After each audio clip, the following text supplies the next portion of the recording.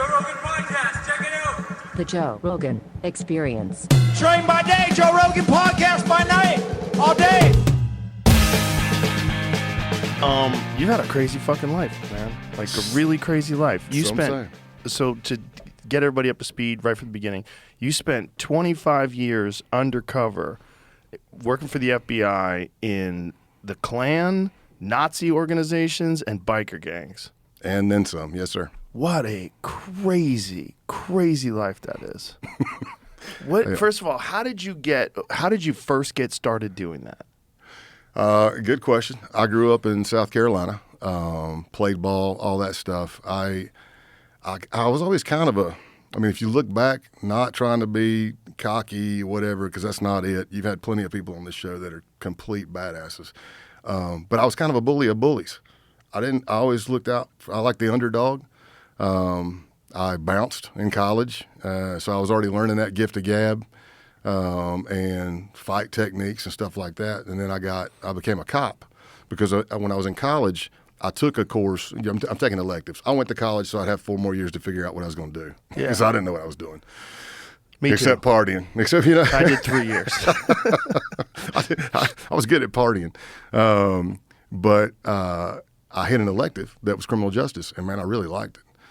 Psychology was always a strong thing for me, but it took a back seat, and I ended up coming out with a major in criminal justice and a minor in psychology. But during those criminal justice courses, I was like, at first, for a fleeting moment, I said, I'm going to be an attorney. Yeah, I'll be an attorney. And then I realized I'd be a terrible attorney. I said, because if I was the defense attorney and they said they did it, I would probably just walk up and go, they did it, right? That's not going to get me any clients. And if I was the prosecutor, I pictured me being like Sam Kinison and grabbing them and going, say it, you did it. So I'm like, yeah, that's probably not the best role for me. And I did a ride along with cops and the department, and that was it. But once I got in to law enforcement, I was uniform patrol for 3 years. I was just so fascinated with undercover. I don't know what it was. I can't really remember doing the book. I've tried to dive back in. People ask. I don't really remember. I just know that I loved undercover movies, period. If it was a biker undercover, I don't care how cheesy it was. I love them all. Mm-hmm. And then one of my mentors at the sheriff's office, he was actually the world's strongest man in the late 80s, after Kazmaier. Oh, wow. He was a former Marine and big dude.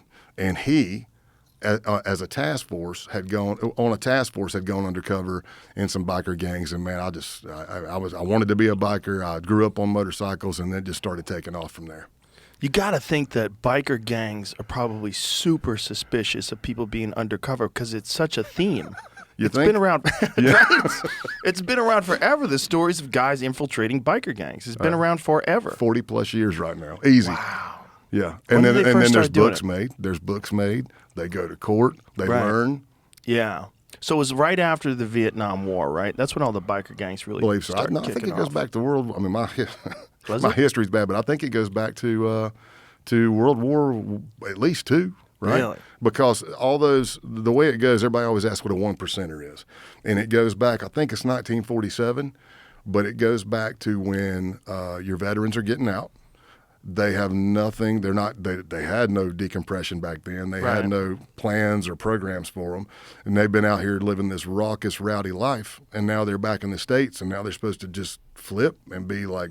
Right. So they started creating these clubs, and they were doing some raucous and rowdy stuff. And then it was the president of the American Motorcycle Association that came out and made this statement that said something to the effect of, listen, 99% of all motorcycle riders are good, law-abiding citizens.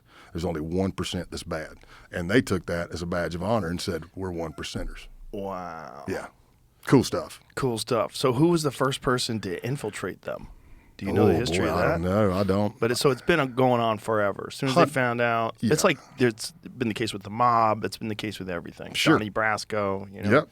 My mentor. One of my. Really? Yeah. Joe Pistone? Absolutely. Oh, wow. He helped certify me. I saw him probably within the last 6 months or so. He did a blurb on the book too. Oh, wow. I call him boss man, So do you remember your first undercover assignment? Yes. Yeah. What'd you have to do? It was at the sheriff's office. So after 3 years of uniform, I make it to narcotics investigator. Well, it's a tough crowd, but we're funny, you know. But it's just like a good military group or anything else. There's going to be a lot of ribbing and stuff like that. So they said, "Hey, you're going to go buy some dope tonight." It's my first time. Now, granted, I bought weed and stuff in high school, and I was around those groups, but I never bought crack cocaine. I was already probably 6'4", and I probably was like 270 pounds. I did not look like I smoked crack unless I just fell off the wagon. Just real recent. Or I just started, yeah. Right. I'm the vegan that shows up still smelling like beef, you know. I just stopped. But they told me that, hey, it's real easy. You're just going to roll down to this corner. It's a known drug trafficking area. You're going to roll down there, white boy, you're going to roll down the window. They're going to come up to you and say, what do you want? And back then it was a 20. You just get a rock, $20 for a rock. And say, all you got to do is hold that 20 and say, you just want a 20. Joe, I drove down there.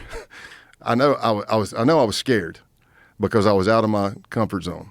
But I was also scared to make a fool of myself in front of the narcotics guys and gals that were training me. And I roll down the street and I pull up and they come running up to the window. What you want? What you want? I crack the window.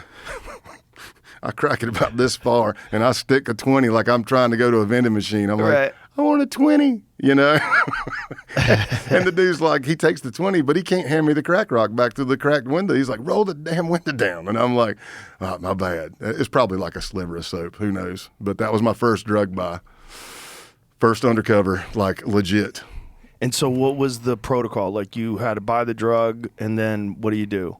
It depends, case-by-case basis. We may want to make numerous buys on that corner, try to come in with the jump-out boys, they used to call them, and shut that corner down for a while. We may be trying to make buys on the low-level people on the corner selling, who are probably most likely users, at least was my experience. So maybe like every 5 crack rocks they sold, they can peel one for themselves. And maybe we want to get them, build a case on them, kind of try to climb it up. And then find out who's the distributor. Yeah. This episode is brought to you by Visible. Is your wireless full of stuff you didn't sign up for, you don't need, or don't understand? Visible gives you everything you want from wireless with nothing you don't. No confusing plans, no hidden fees, no nonsense. With Visible, you get unlimited data, talk, and text powered by Verizon's 5G network, plus unlimited hotspots included. Plus, they're an all-digital wireless service, so you can easily switch within a matter of minutes from your phone, either in their app or online. Ready to switch? Get the Visible plan. One line with unlimited wireless for just $25 a month. Every month, taxes and fees included, so you know exactly what you're paying every single month. Don't think wireless could be more transparent? So Visible? Well, now you know. Switch today at visible.com/Rogan. Terms apply. See visible.com for plan features and network management details. And that was like the state and local. We hit it. Everybody's a little different, but 3 buys, hit them with a search warrant kind of thing, something like that. And ultimately, so when you're doing this, you're buying. You're trying to develop some sort of a relationship or an understanding of how this thing goes down. How do you get to who's selling it to them? Do you have to arrest them first? You can, or you can do. There's all kinds of ways, but you could do like a wall off. In other words, not let everybody see us pick you off. You know, so you don't get burned. Mm-hmm. Bring you in, talk to you, and this is what we got on you. We're trying to figure out who it is, and it's just traditional law enforcement. You're trying to find more intel and work your way up. And you offer them a community or something like that? Depends. Some people do it out of the goodness of their heart. Really? Yeah. It's rare, but you can do it. Hey, I'm patriotic. I want to help clean this up. These people are trying to sell me dope. I don't like them. I can go buy it for you. A lot of times we're paying a source, or they could be working off a charge. It could be part of their plea agreement. So this is your first one. You get comfortable doing that, and then how often are you doing this? Oh, I don't know. We could come in. Let's just say there's 6 investigators on Northern or Southern Command Narcotics in Greenville County. You might be one of my partners, and we come in, and you go, hey, I got a source. He's going to go make a buy tonight. You might hop in the car with him. It just happens. It's almost a daily thing. And so you develop your skills doing this. You get real good at being undercover. And then how do you move on to the big boys? How do you move on to biker gangs, Nazis? I got hired by the FBI. And was it specifically because you were good at undercover shit, or no? If you see a picture of me, I had to. This is me, but for the academy, I mean, it's a cheesy, thin, fuzzy mustache. Can't go past the crease of your lip, high and tight. You go get your haircut at the PX in Quantico. It was usually foreign ladies that were cutting your hair. It doesn't matter how I'd explained what I wanted. I got the same haircut every time. You take it up a little bit here and not so much here. Like, oh, yeah. And you're like, all right, there you go. I guess this is what we're doing. But one thing I noticed at the state level was we would all go back then. The South Carolina Criminal Justice Academy is in Columbia, South Carolina. So we would go there and get certified.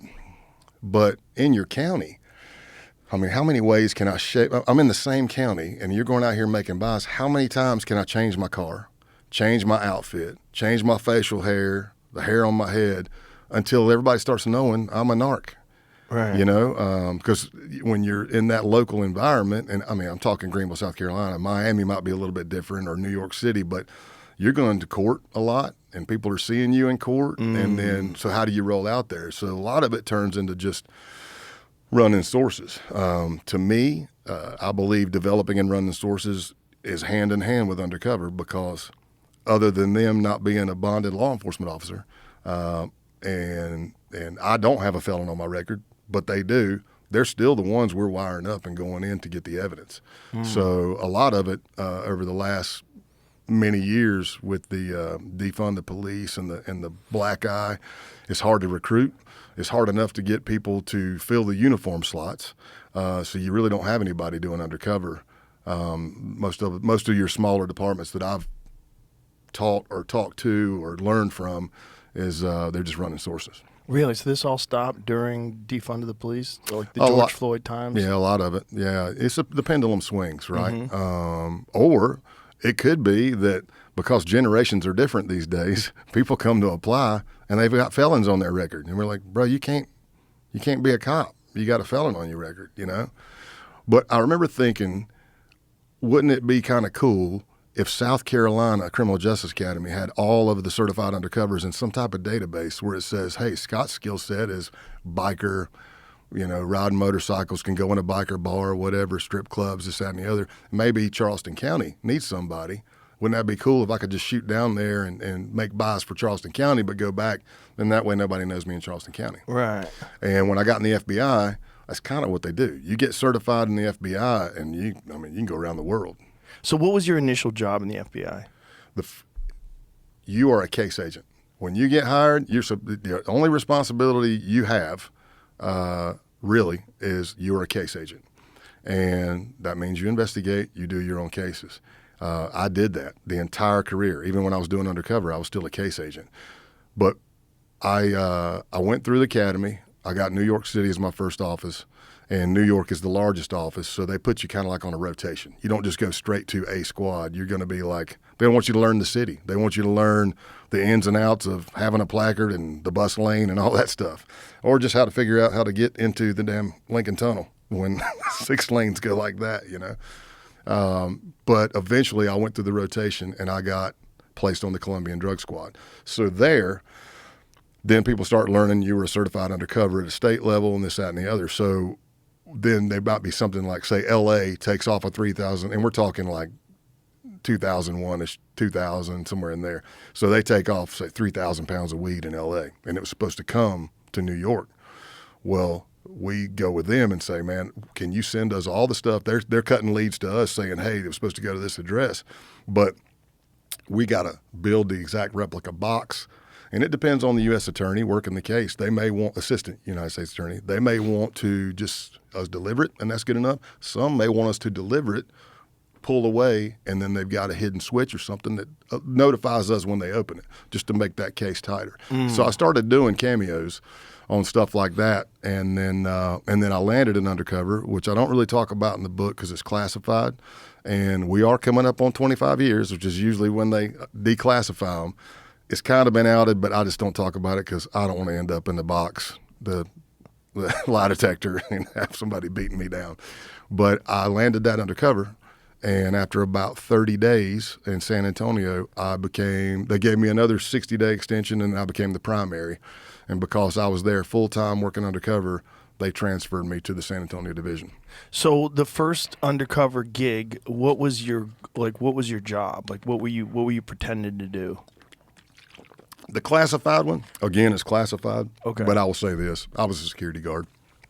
Can you imagine being a cop with a cool uniform, with a real gun on your hip, and now I'm making it to the FBI, and I'm working third shift as not at the museum, with a flashlight. Oh, wow. But I wanted to get my foot in the door of the undercover program, and sometimes it was easier to get a slot in the undercover school if you were already in or slated for an undercover. And so you eventually work your way up to probably more and more dangerous and complicated assignments? What happens, at least in my experience, what happened with me is I get certified. Our certification school is very, very intense. I don't know what they're doing now, but I'm 99.9% sure it's still very intense. It's 2 weeks, no days off, huge on sleep deprivation. Not going to give away all the scenarios and stuff for tradecraft reasons, but let's just say that I got certified in 2002. In 2003, I started role-playing an assistant at the school. I probably missed a handful of schools up until the day I retired. Never 100% graduation rate. I don't know of any 100% graduation rate before I got into the program. And it's not hazing. You get 20 slots. So it's 4 groups of 5. And generally it goes like you get some trainings during the day, and then we're running scenarios and we're putting you into live stuff. But at day 3 and 4, when you're really hurting for sleep, I've seen people nut out, and mine are in psych. I didn't think I would see that because some of them I might know. Maybe we were on the SWAT team together. Maybe I know you as a case agent and you're squared away, but you go to the UC school, and after about 3 days of no sleep and not getting your normal meals on your normal times, not getting your workout in, one of my buddies walked in. He looked like he'd been raped by a tribe. Wow. He walked in, hair disheveled, buttons not lined up, zipper undone, half a shirt tail. I'm like, are you okay? And some people, it's just, I would say that the reason the training is like that, it's not hazing. It's just so we don't lose anybody. We try to make it as real as you can. Well, you got to find out who's going to crack. Yeah, and think of this. In a real scenario, not all undercovers are like this, but in the ones I would usually do, there's going to be a lot of times with no sleep. My skill set led me not to Wall Street. It didn't lead me to the yacht. It didn't lead me to the mafia club unless I was standing in the corner and I was muscle for the mafia guy. Mine led me to the woods and what you already mentioned, crazy ass meth heads or just ideologies. So I get certified, and then I go back and role play, and that's when people start kind of seeing, and you're trying to make a name for yourself. I wasn't getting calls because on the paper I'm a white guy with no foreign language. But about every week or so, I would call the undercover unit and be like, hey, you got anything? Hey, it's big country. You got anything? More medium now. But I mean, I could even be little country at this point, But I'd be like, hey, you got anything for any rednecks with no foreign language? And I'd just wear them down until they'd laugh, and then they finally asked me to come to the school. And once you do the school, now there's seasoned undercovers coming back. And they're not only there to role play and to run a school, they're also looking for undercovers for cases in their own divisions.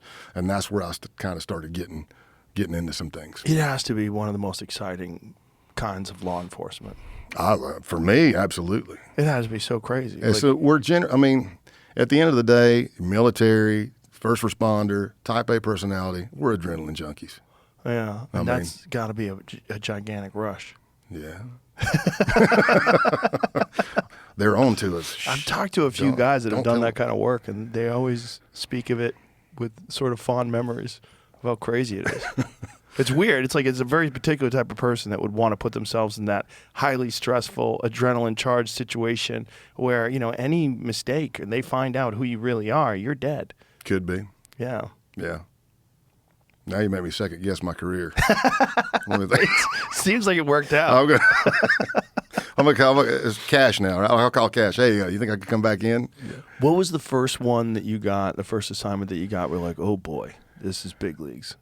That was the Outlaws case. I'd already done some undercovers, again, in the FBI. I'd done several street level things, or numerous, whatever, at the state level. But I was doing a couple of cases in the FBI, and they were smaller. You know, maybe it was supposed to be interstate transportation of stolen goods, and it turned into a public corruption case. But when I landed the Outlaws case, that was my first big, and probably one of the biggest I did.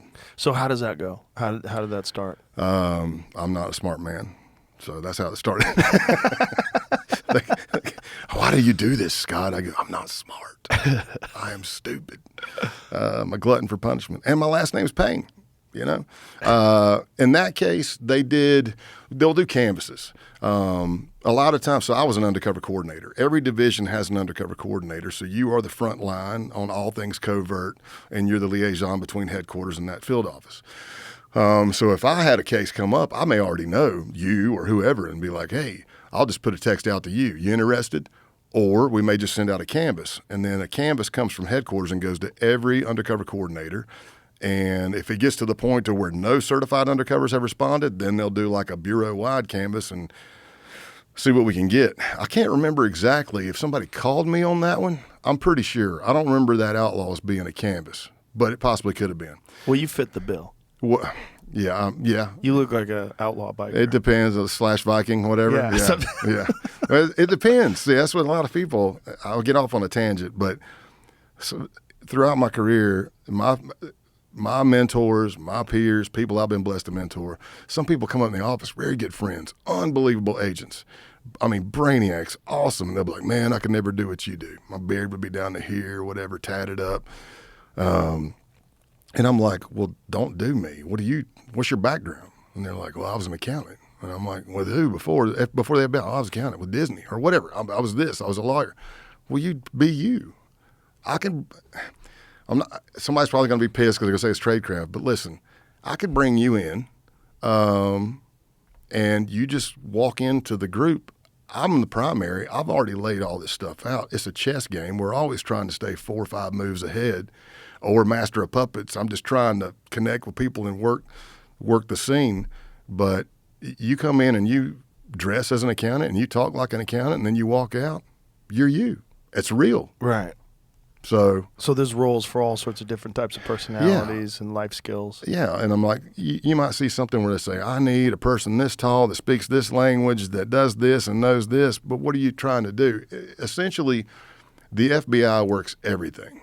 And if we have predicated target, or there's information coming in about somebody doing something nefarious, if we want to do an undercover, how do I get close to you? I mean, what do you find attractive? Usually it's money in the criminal world. It's green, right? Mm-hmm. You can see the Mexican mafia working with the Aryan Brotherhood of Texas. They hate each other, but they love green. And one needs guns and one needs dope, and, it all in the criminal world. But for that case, I went up. I got interviewed by, of course, the FBI. There were task forces there, DEA was there, ATF was there, and they had been working this case for a while. And generally, this is the way it would work for me on these long-term type undercovers. The case team's been working this for a long time, a year plus. They've been building intelligence. Now, they've got some evidence already, maybe a seizure of dope here, report of a carjacking here, but to get that airtight case and to find out what's really going on, now they're at the point to where they can use the investigative technique, which is undercover. And we came up with a plan, and I went in cold. I tried to bump them, as we say, cold bump. But I went into a bar that they frequented. I went there when they weren't there. It was a strip club. I used to bounce at strip clubs. In the book, I make a joke because I call them a gentleman's club, but then I say that's an oxymoron because right. I'm like, everyone I've been in, there's not a lot of gentlemen in there, and that includes me back in the whatever days they were. But I knew how they work. So I went in there, and I just started hanging out. And, of course, this accent in Boston, Massachusetts, I'm getting noticed as soon as I start talking. Right? Where the hell are you from? And I kind of worked that. and started working the bar, doing what I do. Not everybody has their own way. And let me say this, since it's at the beginning, listen, for me, I want people to know it comes from a humble spot. There are men and women out there that have done way more undercovers than me. They have been through more harrowing things than me. I already said, I've got mentors, I've got peers, I've got people I've been blessed to mentor. Some of them don't want to talk. Some of them haven't had the opportunity. So just know it's coming from a love kind of place. Got it. So when you say you work in the bar, what do you mean? You just like making friends with people there? What I did last night here in Austin. Same thing. Is it like old habits die hard? Yeah. I just walk out like, hey, man, how's it practice? going? Yeah. You know. It's like catch and release. You're like pretending. Yeah. It's still working your gab. Yeah. That's interesting. So Yeah. you're always working your skill set, even though you're not on the job anymore. Yeah, I know. Right. I love connecting with people. I don't care whether you're smart, stupid, big, skinny, fat, any ethnicity, doesn't matter. And that's one thing I do miss about the job. I miss getting called out at 2 a.m. for the craziest of the crazies. And Really? You show up to do an interview, and essentially I befriend you, and you either confess or we find out you really weren't doing anything. I do remember one night, this wasn't undercover, but they called me because towards the end of my career I was doing nothing but mainly domestic terrorism. And they call me, they go, we got one down here. He's a white supremacist. He's assaulted a cop, this, that, and the other. Well, I get down there. It's like 3, 4 in the morning now. I do my spiel. I'm not screaming at the guy, man, you need something to drink. Here, man, you look cold. Here's a coat. So tell me about what happened. I'm not here for this other stuff. And I start talking. Well, somewhere in there, I'm like, okay, this guy's not a white supremacist. He's a sovereign citizen. And he's just anti-government.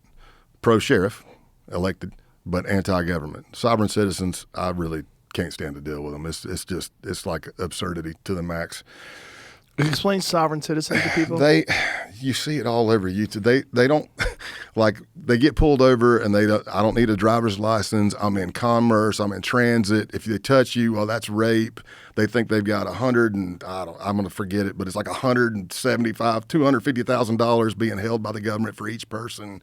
It's crazy. They'll start putting liens on people.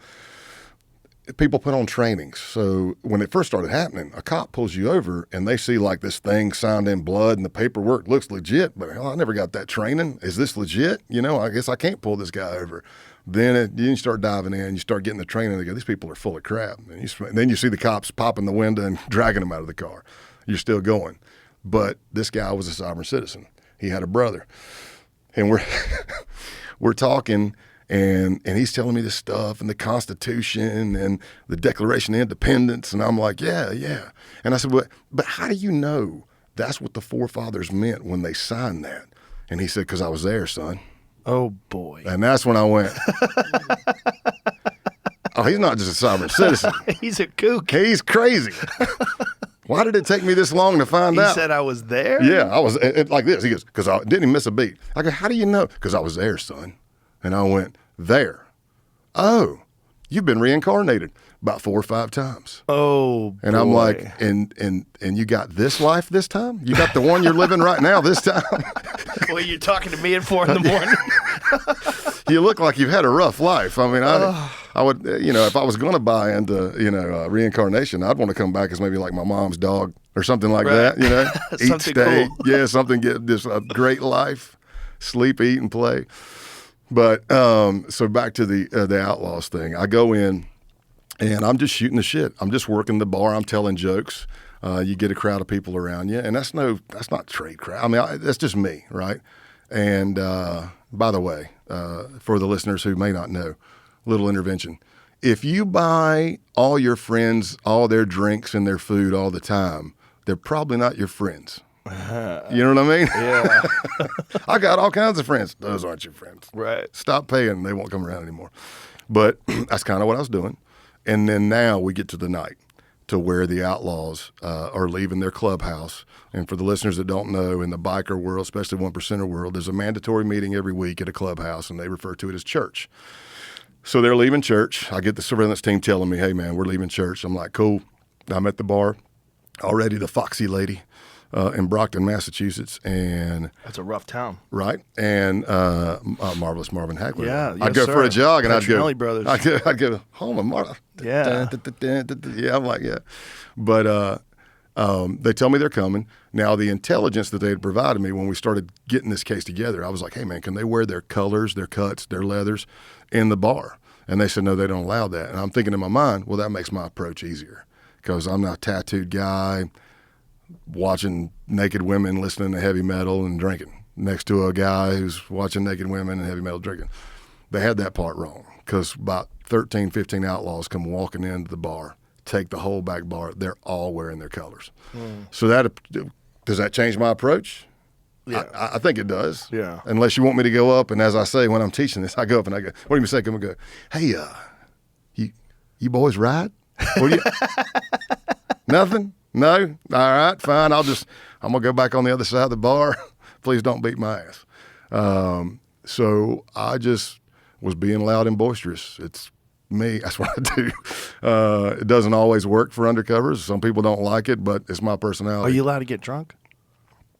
Boy, that's a tricky question. Yes, I can drink. But here's the thing. Let's say that Outlaws case. That was 2 years. So there's 2 years of recordings of you seeing me turn a Jack and Coke up, right? I'm anal. Even though I look and sound like trash on paper, I'm pretty tight. And I wanted to be good. I wanted to always get better and be more well-rounded. So I would watch. And even if I caught myself at 5 in the morning, 6 in the morning, slurring, as I'm listening to it, I'd be like, dadgummit, man. And then I'd listen, and within 5 minutes, I'd be back. Because you got to remember, all that could be played in front of a jury. Mm-hmm. And if I'm on there slurring and saying a bunch of stupid stuff, I mean, how does that affect my articulation for what I was doing? But was my alcohol tolerance very high? You know, you're a big dude. You probably put some away. I did. Kind of still do. I tell you what put me on a 3-month timeout was CPI. Really? Yeah, because you go down there and you get the stem Let's cells. explain it. We're talking about the Cellular Performance Institute that my friends run down in Tijuana. Absolutely. Great facility. I will tell you my previous hospital visit before I went to Tijuana, I almost died. I had a hip replacement and it got sepsis. I got sepsis and I almost died. Oof. So 14 days after my total hip replacement, quickest surgery I've ever had, about 30 minutes, chop the femur off, drill it, pop. They're walking you out. You're still very high on all your, they're like, if you can walk, you can go home. And I'm like, I can't walk. But apparently something happened. It got infected. So 14 days later, I had sepsis and they got it under control and they went back in and cleaned me all out. I had 2 hip surgeries in 14 days. But fast. So now I'm going to Tijuana, knowing what I know about working the border, even though I'm friends with Ed and Scotty, the owners, and I'm like, man, now I'm going by myself. Best hospital stay I've ever had.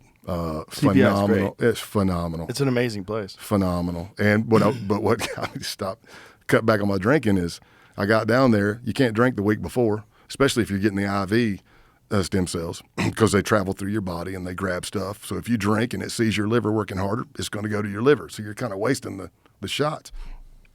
I knew I couldn't drink the week before. I got there, and they go, yes, you can't drink for 3 more months. And I went, 3 months?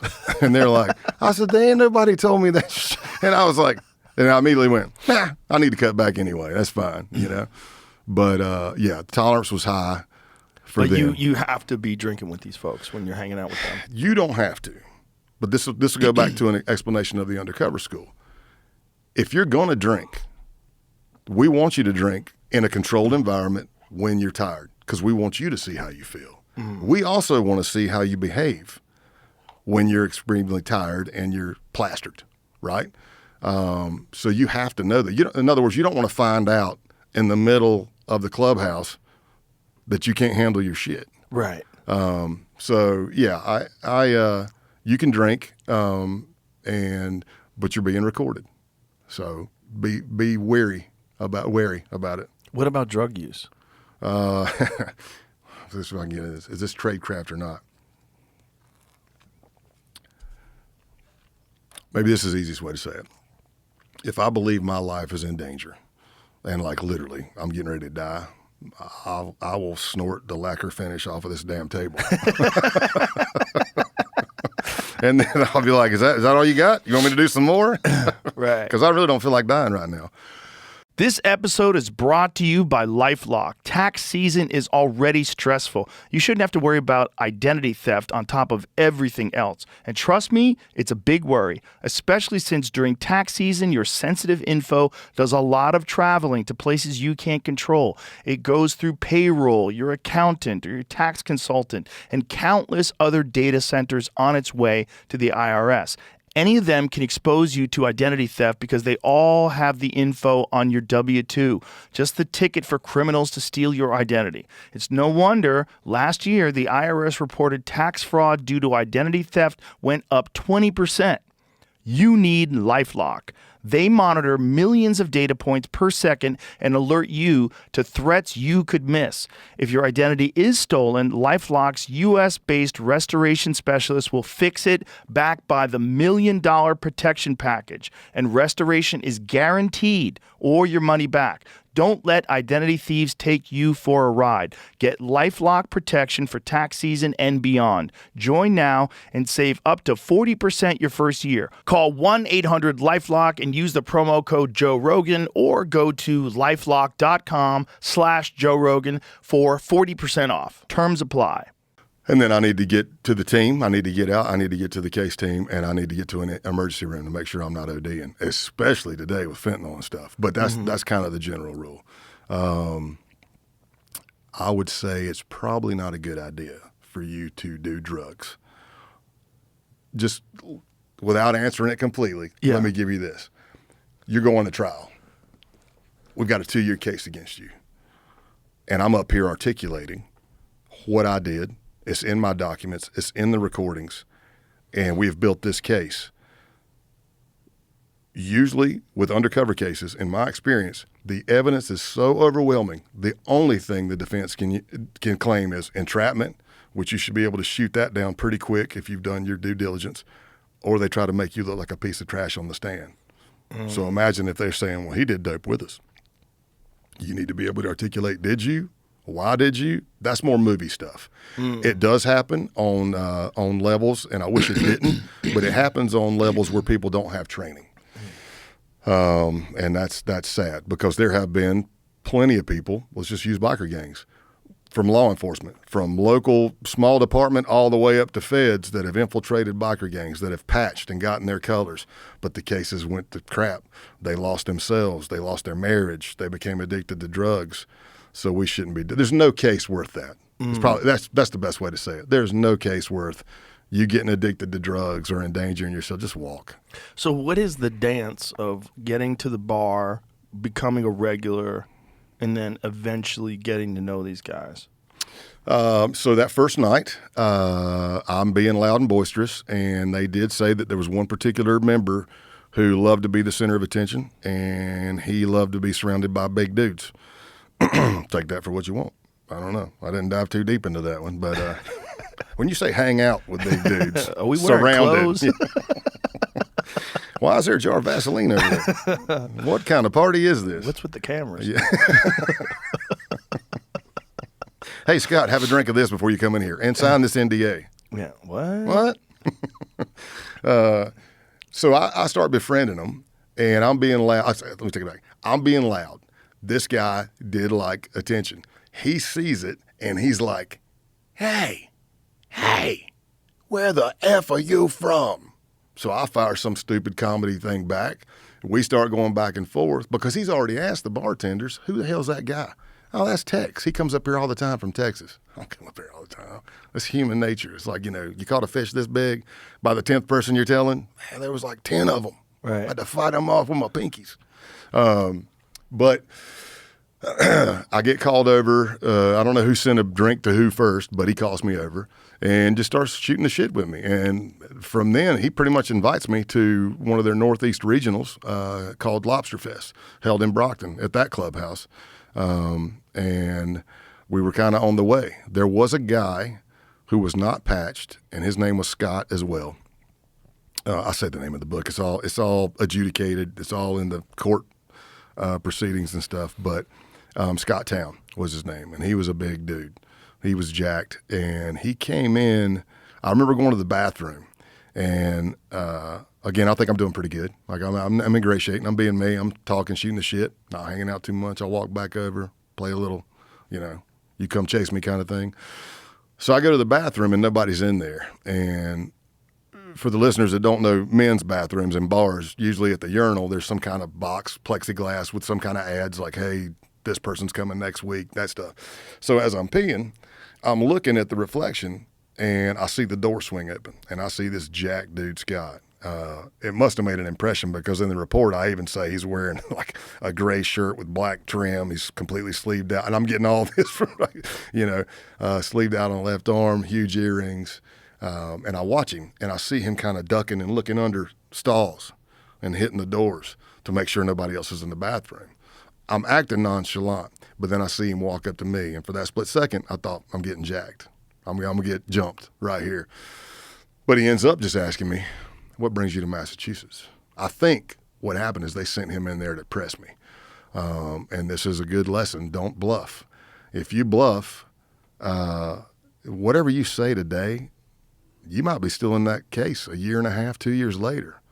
It needs to match what you said on day one, or you could be slipping up and getting found out.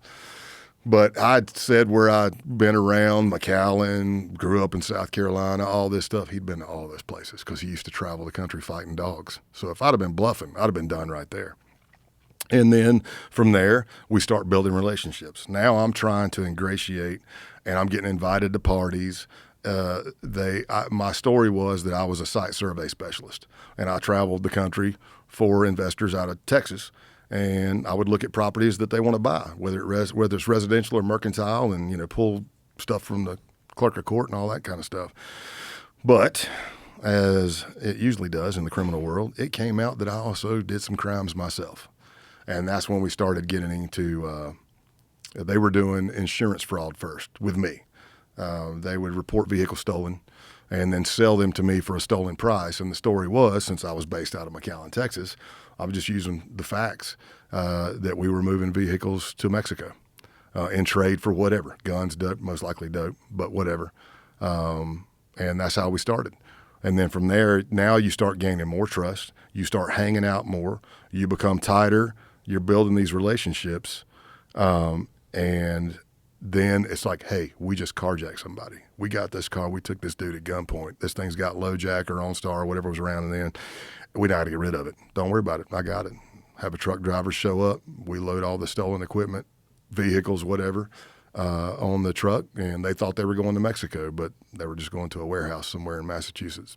So you never actually brought cars to Mexico? No. So when you would do that, we just get cash from the FBI to represent? Mm-hmm. Yeah. I mean, I would pay them, yeah, a stolen price. Stolen's usually 20 to 25% of what it would normally cost, because it's hot. And that just started gaining trust. I mean, like I said, there was other undercovers that would help. We call those cameos. If you're the primary undercover, that's you. That's your case. A secondary undercover might mean you come in to meet me, but you stay with me for a couple of days and we go out and meet bad guys together. That's going to be a secondary role. If you're coming in as a truck driver, you're just pulling in the parking lot, we're loading up stuff, that's a cameo. And I've done many cameos for other undercovers as well. Just roll into town, do a deal, whatever. And so no one's ever trying to go with you to Mexico to make sure that all this is happening? Not on that case, but if they did want to, we would have to work that out. We would have to have that kind of, because I took this from a buddy of mine who I helped certify as an undercover, and I just thought it was a great way to say it. It's, look, at the end of the day, we want that target going to bed thinking, that was a good day. You don't want them laying in bed going, man, there's something wasn't right about that guy. Right. Something's not right, because you want it to be as real as possible. Right. So was it a fact that the cartels at that point in time loved 4x4 V8s and Harley Davidsons? Absolutely. Did they get stolen all the time on the border? Absolutely. So that's factual stuff that's real. So now I'm a guy, they eventually learned and believed that I was a high-ranking member of an international theft ring. And that's what we were doing. And then through those, then they start stealing vehicles, which I got to be careful of. I can't say, hey, I want a brand new F-350 quad cab, because then they go steal it. That's somewhat of entrapment. I just led them to go steal that car, right? But over the next year or so, we're getting more and more stuff. I buy dope from them. Like I said, carjackings. We learned of them, certain members extorting people, like the good old mafia days, extorting businesses, home invasions. But again, for the listeners listening, to hear that at a bar and say, yeah, we robbed that house, is that enough to charge somebody? Probably not. Is an assistant United States attorney going to be like, yeah, that's enough? No, we're going to have to dive in more and find out and vet it out and get that evidence. Wow. Stressful shit. Slightly. Getting stressed out just thinking about you doing all these things. Me too. So, like, how long is this relationship while you're building a case? Like, how much time are you spending with these people? For that case, I was probably up there every 3 weeks for a good week. But then there's constant contact when I'm not there. Text messages. Yeah, Nextels were big with them at that point in time. So, yeah, chirps. Oh, that's the chirps, the old days, the walkie-talkie one. Radio, yeah. Yeah, They're those like, were funny. People forgot about them walkie-talkies. Yeah, man. It was crazy about that. 'Cause you could key up and talk to somebody in Japan, and it'd be crystal clear. But if you tried to call somebody, it was the worst connection ever. Yeah, they were terrible phones. Yeah. But that's what they used, and that's what I got, and I was mirroring them. But, so you build those relationships, and it depends. Each case is different. But I will say that the tightest relationship I had on that case was Scott Town. It was absolutely scary how similar we were and how tight we were. Now, again, he didn't know I was Scott Payne, FBI undercover, but he knew I was Scott Calloway. And he knew, I mean, it would be to the point to where if we were going out to do an op that evening, an operation, they wouldn't put it in the operations plan, but they would ask, hey, is Scott Town going to be there tonight? I'm like, yeah. And even the FBI cover teams and stuff would be like, good, because they knew that he cared enough about me. He'd take a bullet for me and protect me, and vice versa, really, as me and Scott Calloway. And, I mean, we finished each other's sentences. We thought the same, other than the criminal stuff and some faith belief systems. But, yeah, that was my tightest. And the second one over the 2 years was probably a guy whose road name was Clothesline, and he was the enforcer for the Taunton chapter. And then after that, it probably would have been the president, which was Joe Dogs, and then it just trickles down from there. Do you have conflicted feelings when you develop, like, these relationships with these guys? I did. You can put on as much training. You can get the training. You can be a part of it. I'm still human. Now, was I to a point to where I'm going to go, I'm leaving the FBI and I'm going to become a 1%er? Some people do, though, right? I know some people do, but I wasn't there. I wouldn't do that. How often does that happen? Well, I don't know. In the FBI, probably not a lot, but those cases are well known. If something happens like that, somebody goes rogue, like, your breach story and all these people selling secrets and getting people killed. Yeah, I wasn't there, nor would I be. I wouldn't be. Well, I would like to think if I did have a 1%er club, nobody would ever infiltrate it, though. Well, you probably understand how it works. Just kidding. But even then, yeah, I know. I mean, you're dealing with ragamuffin people. Like, yeah. How do you know? How do you know who's real? Those are those are my kinds of people. When we're riding around and people are wrestling each other over tables, this is my favorite move, bang. I mean, at one point, I'm driving down the road with Scott Town in a snowstorm, and I'm driving, and I'm like this with my hand. He reaches over out of nowhere and breaks my pinky. Just pop. And this sucker's like 90 degrees. And I'm like, motherfucker. I pulled over. I slammed on the brake. Well, I mean, snow. But come to a stop, and I go, what the F is your problem? And he's looking at me, and he's going, I don't know what he was on, but he was in an evil space, right? And I'm looking at him, and I'm going, look, if you want to effing fight, we'll stand out in the damn snowstorm right now, and we'll go at it. I know you think you can whip me, but maybe I can whip you. And I saw it wasn't going anywhere, and he was getting more and more angry. And I just looked at him, and I went, he's an animal right now. I'm going to diffuse. I'm going to de-escalate, which is really what you should be doing as an undercover. And I look over, and I go, hey, after I pop my finger in, I go, hey, sniff, smell, good boy, friend, friend, like that. I'm trying to calm him down. Then he starts laughing. But that's the kind of stuff you get. But to me, it was no different than being in college, playing ball. Hanging out with psychos. Yeah, when you're there in the month of August and nobody is there, it's just 24/7 football. What was it like when you eventually brought that guy down? It was sad. It was sad because in that case, there was a point where I had a young daughter, and his youngest daughter was roughly the same age as my daughter. So I'm not at home with my kid, but I'm in his house bouncing his daughter on my lap. And you know, when they're developing as a human being, they're at that stage, they're kind of making the same noises, moving the same way. It was surreal. And then I remember thinking, man, I really like this guy. You know, he likes to drink, I like to drink. He likes to fight, I like to fight. He likes to ride, I like to ride. He likes to live, I like to live. Like, man, we finished each other's sentences. Everything I already said. And then I look over at his refrigerator, and I see all these stickers and magnets and stuff, and my eyes just settled in on WWSD. And for the listeners that don't know, WWJD is very common in the Christ follower Christian community. What would Jesus do? You see the bracelets all the time. And I looked over and said WWSD. What would Satan do? And I looked and I went, oh, yeah, we're not the same. We're not. I'm back.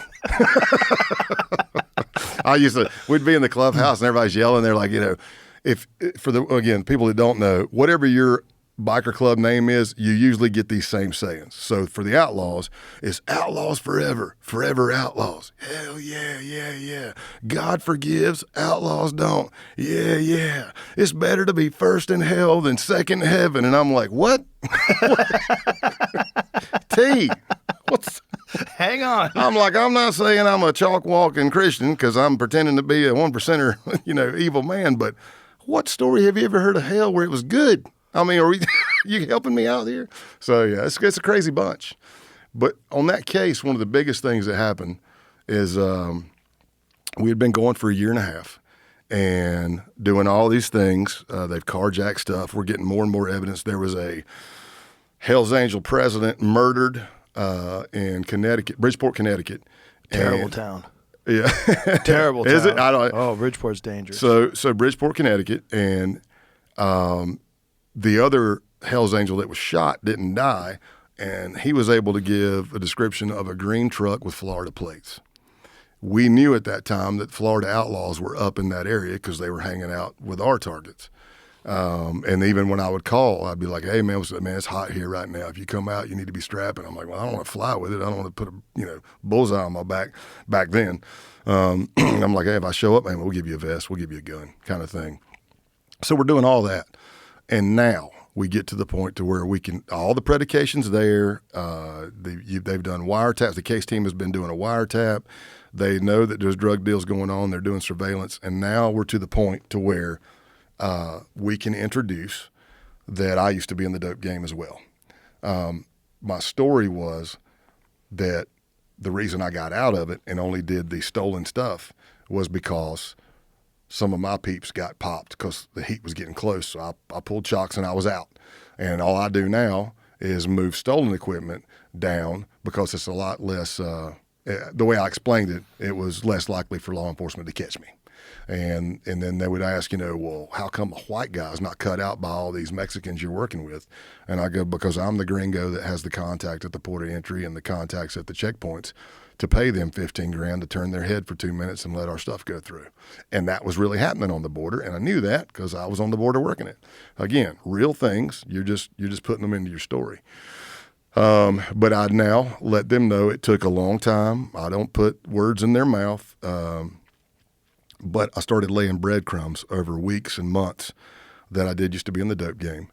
And of course, Joe Dogg's the president. I mean, the first time I met him and he said, where are you from? I said, McAllen, Texas, on the border. His next question was, how much can you get a kilo of cocaine for? And I went, well, if we were needing predication, I think he just gave it. But his business skills weren't that great because I'd say, look, man, about $13,000 is what you could get a kilo for then on the border. He said, man, so if I got 10 of them up here for 13, I'm like, no, that's not going to cost 13 up here. There's a reason that a kilo costs 25 to 30 grand up here because somebody has to get it from the border to here.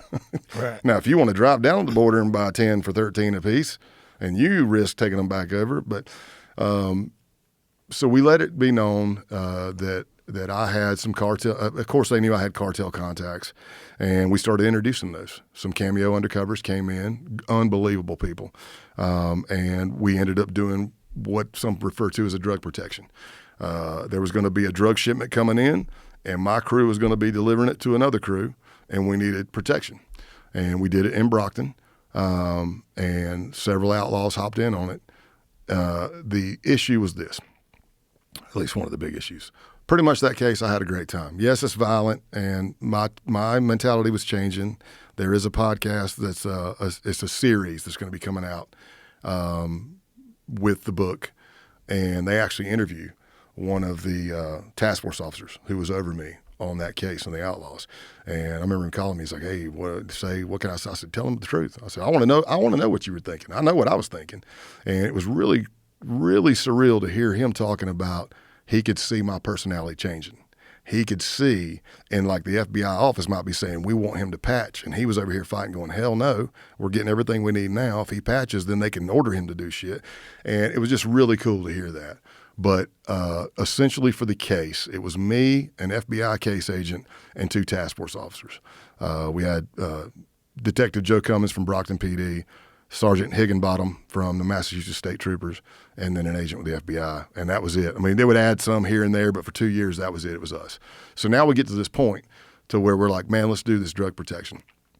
And the assistant United States attorney was like, hey, if you're going to be at the clubhouse, or do they talk about this at the clubhouse? And we're like, yeah. And he goes, well, that would be awesome if we could get that recorded, because it helps, right, to show what they're planning on doing. So the night before the deal's supposed to happen, they don't know it, but we've got 40 kilos of real cocaine and 1,000 pounds of weed, real. So you can imagine SWAT teams are involved, because can you imagine if the FBI lost 40 kilos of cocaine and Brockton and Taunton's are all wide awake for the next week, or there's ODs, because that's a liability. Did you say you had 40 kilos? There's only 39 here. I don't know. No, I'm just messing with you. But, so they say, hey, Joe Dogs calls me. It's night at church. He says, hey, I need you to come to the clubhouse. I'm like, all right, cool. And, of course, I'm thinking, I'm type A. I'm Scott Payne. I got this. Let's go do this, man. These are my boys. I've been doing this a year and a half. And I went into the clubhouse, and what I couldn't see, and I won't say where the recording devices were at because that's tradecraft, but let's just say I had a video and recording device hidden somewhere in my clothing. I had a completely audio recording device somewhere else on me, and I had a transmitter, batteries, so the team could listen in. And I went into the clubhouse like normal, but what you can't see, if you go back and you watch the video, is if I'm facing this way and I'm shooting the shit with you and this is the bar and you're laughing at my jokes like always, when I would turn my head to look this way, it's still filming. And I didn't see it because I turned my head. They go stone face. Oh. And I missed it. I didn't see it. I do know that when I got to the clubhouse, I knock on the door. I'm knocking on the door. I'm like, what the Joe Dogs props me. He goes, hey, we're not ready yet. And I'll go to them, why the hell did you tell me to come? I was being a smart. I'm like, what's the deal? Why would you say come if you're not ready? I didn't pick anything up. So I go in, and for the listeners that may not know, at least in this clubhouse, if you're not a patch member, which I wasn't, they offered it several times. They wanted me to patch. But I'm with what I said for the task force officer. I said the same thing. I'm like, look, if I'm a probate and they say, get your shit text, we're going to go jack this dude, I kind of got to go. I mean, if I don't do it, I'm either getting kicked out or beat down or whatever. Right. But being a high-ranking member of an international theft ring that they're making money off of, it's a little different. We were getting everything we wanted. So I go in the clubhouse. I missed that. I also missed that in the back, one of them, Chocolate Scott, it looks like he's dancing to the song that's playing, but he's warming up, and I missed that. And then my second closest contact, Clothesline, says, hey, Tex, you got a minute? And I said, yeah. And we walk. I'd been in that clubhouse, I don't know how many times, Joe, but there's one door I'd never been in, and that's the door we went in. And it was a very tight stairwell into, you can say a basement, but that's being very I'm stretching it because I could probably touch the wall on both sides and I couldn't stand up straight. So they bring me down in there. They've brandished their weapons. One of them walks in behind me. He's on the steps. So they got their pistols. And my friend says, hey, there's a lot of shit going on. It's my job to take care of my brothers. I need you to write down your full name, your address, your phone number, all kinds of stuff. And I need you to take off all your clothes. I need to check you for a wire. Whoa. Here's the problem.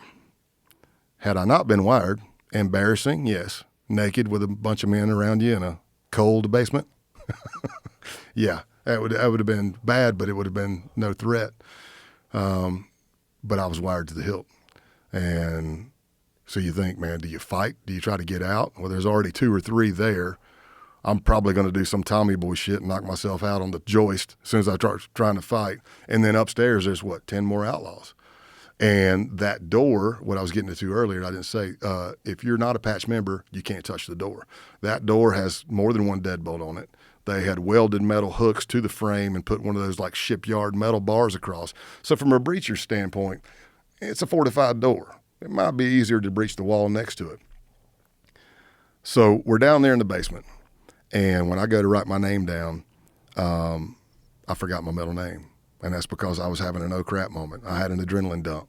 Same thing as cops in shootouts, military in shootouts, somebody in a car wreck, first time, everything. When you're having that adrenaline dump, everything slows down. You get auditory exclusion. So everything you're hearing sounds like you're underwater. It's going whoosh, whoosh. It's slow, like you're talking to me like this. Time dilation. Your eyes are clicking. You look and everything's in frames. Everything's slowing down. Your hamstrings get really rubbery. You feel your heart beating. You feel everything pulsing. And what seems like 10, 15 minutes is probably 30 seconds. And that happens. That's an adrenaline dump. So that was happening. And I forgot my middle name. And I'm going, Scott Calloway, Scott Calloway, Scott Calloway. I start going through this damn Rolodex in my head, and I'm going, Scott Calloway, Scott Calloway. And I'm going, Scott Joseph. I go, no, damn it. That was my middle name for another alias, And I don't realize that I do a distraction technique or something to try to get more intelligence. I would have never known I said it, would have never agreed I said it had I not seen it in the recording. But I turn and I go, and what else do you need? And by the way, you've got a bass line of me now, my voice. It did not sound like this on that recording. My throat was tight. The octaves, it was very higher than normal. And I'm like not even enunciating that well. I'm like, and what else do you need? And they're like, what? I go, my name and what else? Well, now I hear them scream up and they go, what else do you need for that website? So now I know, they're going to Google me. Back then there was who'sarat.com, things like that. So I'm gathering that evidence or intelligence. And then I remember my middle name was, my initials were SAC because I'm an idiot and I thought it was funny because SAC is the head of an FBI division and I knew I was never going to be one. So, so I made my initials SAC. So I remember my name's Scott Andrew Calloway. And then I write that down. Well, now I take off all my clothes. I take off my outer clothing, all my shirts. I take my boots off, and I basically pull my underwear and jeans down around my ankles. So pretty much naked from ankles. I'm definitely naked from ankles up. And he starts searching me. And I'm having an oh shit moment. And he's trying to talk to me, and like we had known each other for a year and a half. So I'm not saying it out loud, but if you saw what my face was saying, what my face is saying and asking is, tell me I'm okay. Is this okay? Well, clothesline, because we were tight, hits me back with a face look that's like everything's all right. This is just procedure. However, he didn't know that I'm an undercover agent and I'm wired. So that adds a whole other issue. So he searches me. I think we're done. He even tells me, he says, trust me. If somebody accused me of being a Fed, I'd probably smash them in the fucking mouth. And I said, those are his words. And I immediately said, well, I'm not happy. I'll tell you what I did do. I did look to make sure there was no plastic on the floor. And I've had people ask me, what does that mean? And I go, well, listen, if you're in the criminal underbelly of society and there's plastic on the floor and they're telling you to walk on it. They're going to cut you open. Yeah. It's to clean up the blood. Yeah. I didn't see that. I saw a rope. I saw pistols. And I knew I didn't have a chance in hell of getting out of there in one piece. So he finishes, and he's saying something. He goes, wouldn't you be suspect if somebody comes to your town and starts doing all this shit with you? I said, yeah, if you came to me. I didn't come to you guys. Y'all called me over. Nobody has to do this shit. I'm like, what do we, nobody has to do anything, right? And I think we're done. So I pull my pants back up, and I think we're done. And he grabs a piece of clothing of mine, and he starts kneading it and going through it. Now, this is 2005 to 2007-ish. So technology today is way better than it was then, just like technology is. But let's just say this. Had he done this down my entire piece of clothing, he would have felt something. And he says, as a joke, when he starts, he goes, hey, I'm not going to find anything in here I don't want to, like some naked pictures of my old lady. And he laughs, and his laugh is like, and my laugh is like, And then I'm watching him go down this piece of clothing, and he's doing this, and he's kneading it. And you can hear, again, I don't know how I do it, but on the recording, you can hear me go, an audible sigh, because I'm like watching it, and I'm going, what am I going to do? So here's how it ends. He doesn't find it. Wow. Almost. I mean, like, very, very close. And by the way, that first adrenaline dump, I've come back up, and now I've got another adrenaline dump. And now I've come in, I'm like, son of a, it's peaks and valleys. And everybody that I've taught this to or spoke about it to always ask, they're like, man, what would you have said? And I'll tell you, I had two responses.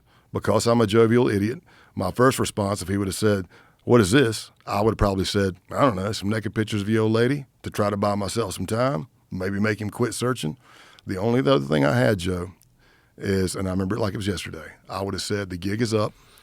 I'm an undercover FBI agent, and I can walk out of here and we can see each other in court, or all hell's going to break loose. Here's the issue, as I get a swig. That would have been a bluff on my part, because as far as I knew, every time I was in that clubhouse, my cover team could never hear me. For whatever reasons. Because somebody's going to say it's tradecraft. But again, this is 2005 to 2008. But they could never really hear me in that clubhouse. And I make it out. I end up going out with Scott Town and Joe Dogs that night. But what happens is I am legitimately pissed off. Because now my adrenaline's coming back down. And I'm taking it personal. I shouldn't. I'm undercover as an FBI agent. I'm not really Scott Calloway. I mean, I'm kind of Scott. But you're so deep in the role. Well, and it's really me, kind of. I mean, that's the whole thing. I never was far off of who I really am in life. Right. A pedophile? Yeah. You hire me to kill somebody? No, I'm not going to ingratiate with you. I'm a stone cold killer. But I'm hanging with you for 2 years or a year and a half or whatever. Yeah, the jokes are kind of the same. Right. So I'm pissed. And at one point, I'm telling Joe Dogs, I'm like, you know what, man? F all you sons. I said, y'all show up tomorrow? I said, I'm stripping all y'all in the damn parking lot. I was just, and they were nice. They let me vent my stuff. Well, that night, when I went to turn in my equipment at an undisclosed location, probably 3, 4, or 5 in the morning, to the case team, what I found out was this. The shift started with Sergeant Higginbottom. Everybody called him Higgy, and Joe, the detective. These guys are awesome, phenomenal law enforcement officers. Although I think their love language is yelling. Maybe that's my southern thing mixing with the northeast thing. But they told me, they said, Scott, we heard you in there. And I'm like, what? When I had that first interaction with Joe Dogs, they are very street smart. They're very good investigators, and they have been working this group forever. Something that happened in that first interaction made their spidey senses, or the Holy Spirit, if you're a believer, say something's not right. They had pulled close enough. They heard everything. They put on their vest. They suited up. And because they'd been in that clubhouse before and knew that door system, their plan was to drive the van into the cinder block wall next to the door. Oh, my God. Just to smash that, Sometimes I'm teaching this. I'll joke about it and say it probably would have killed me because I was in the basement, But reverse, back up. You're so damn heavy. But at that moment, I was scared to death, right? So they tell me what happened was they pulled close enough. They heard everything. They're suiting up. They have radioed now because it's kind of the beginning of the shift. They've radioed now back to Boston. Everybody that's working that night is now blue lights and siren all the way down to hauling ass to Taunton, Massachusetts. So I say this in a jovial way, but the case agent was actually a good friend of mine. We went through the FBI Academy together. And that night, again, I'm still shell-shocked. He says, man, when I was coming down the highway with my blue lights and sirens on, I felt like I was in there with you. And I looked at him and I said, you weren't. I said, because I was looking for any friendly face I could find in that damn hole. But so that night, we haven't talked about my family. I try not. Well, I take it back. In the book, I'm very transparent about where things went south with the family, where my marriage almost ended, 911 hang-ups, stuff like that. But at that point in time, I'd bought my wife, everybody's pretty familiar now with the burner phone, but I'd bought my wife a phone that came back to nothing, so my undercover phone could call that phone, not violate any operational security. That night, Joe, when I called her, I'd always call her every night. And again, 5, 7 in the morning, it didn't matter. And it might just be, she wakes up and says hello, and I go, hey, I just want you to know I'm done. I'm heading back to the hotel room. Whenever I wake up this afternoon, I'll call you. It might be that quick. That night when I called her, the first thing she said to me was, are you okay? And I said, She felt it. I said, yeah, why? And she said, I was driving with our daughters at such and such time in McAllen. And she said she got this overwhelming feeling and pulled over on the side of the road and started praying for me. And I matched it up. It's when I was in the basement. So, Wow. say what you will, but damn. Wow. Yeah. Apparently my oh shit signal.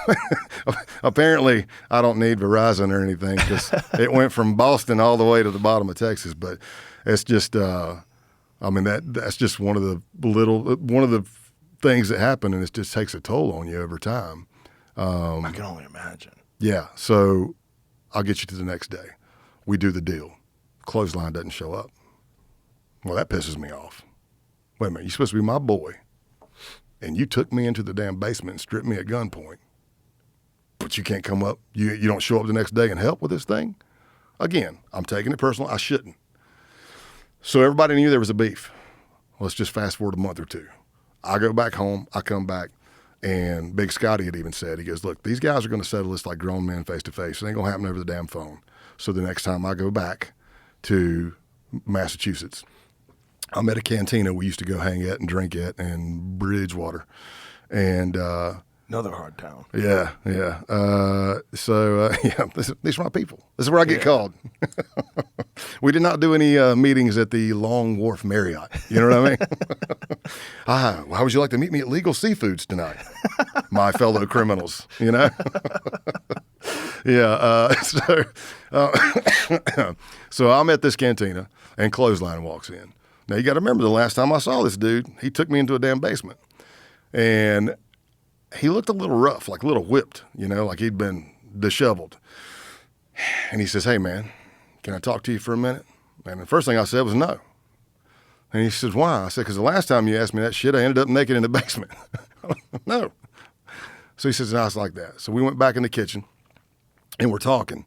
And what we learned, or what I learned and the case team learned, is when we upped the ante to do that drug deal, and again, a lot of those outlaws were pushing for it, because as a drug dealer, what are you always looking for? Cheaper product, higher quality. It's just more money for you, right? So he was really, especially Joe Dog, they wanted to get a pipeline. They wanted to get an introduction to the cartel so they could get quality dope, and have a very successful business. So I'm in there with him, and I'm ready to go to blows if we have to.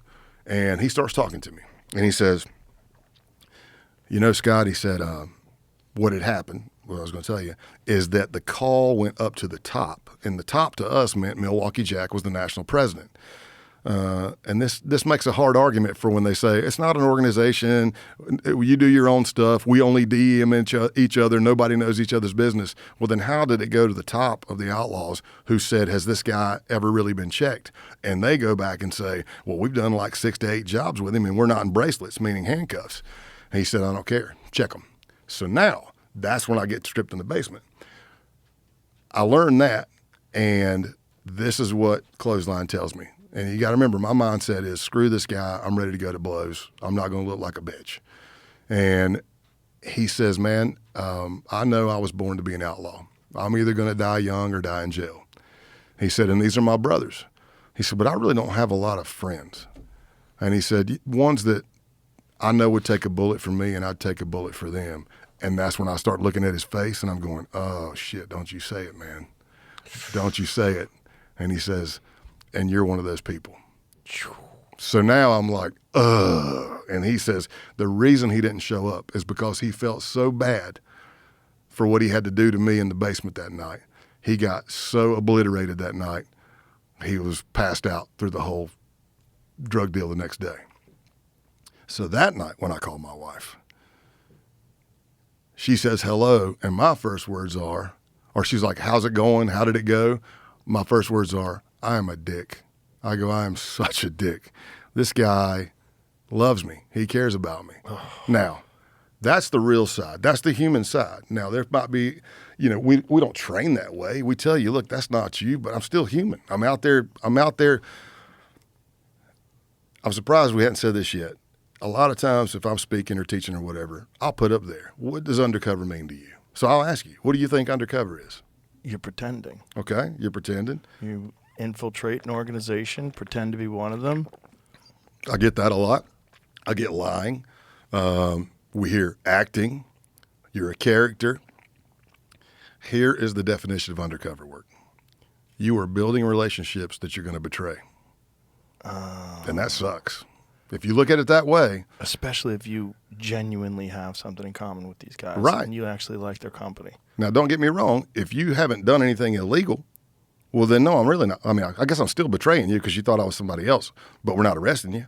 I've done undercovers like that. Those happen all the time. You're in there for 5 months and you're like, there's nothing federal here. I mean, they're within their constitutional rights, and you just bail. But you have to. You are basically building and betraying relationships, especially if you're gathering evidence of criminal activity. And you need to know how you're going to deal with that, rationalize that in your mind so it doesn't have an adverse impact on your psyche. And that's tough,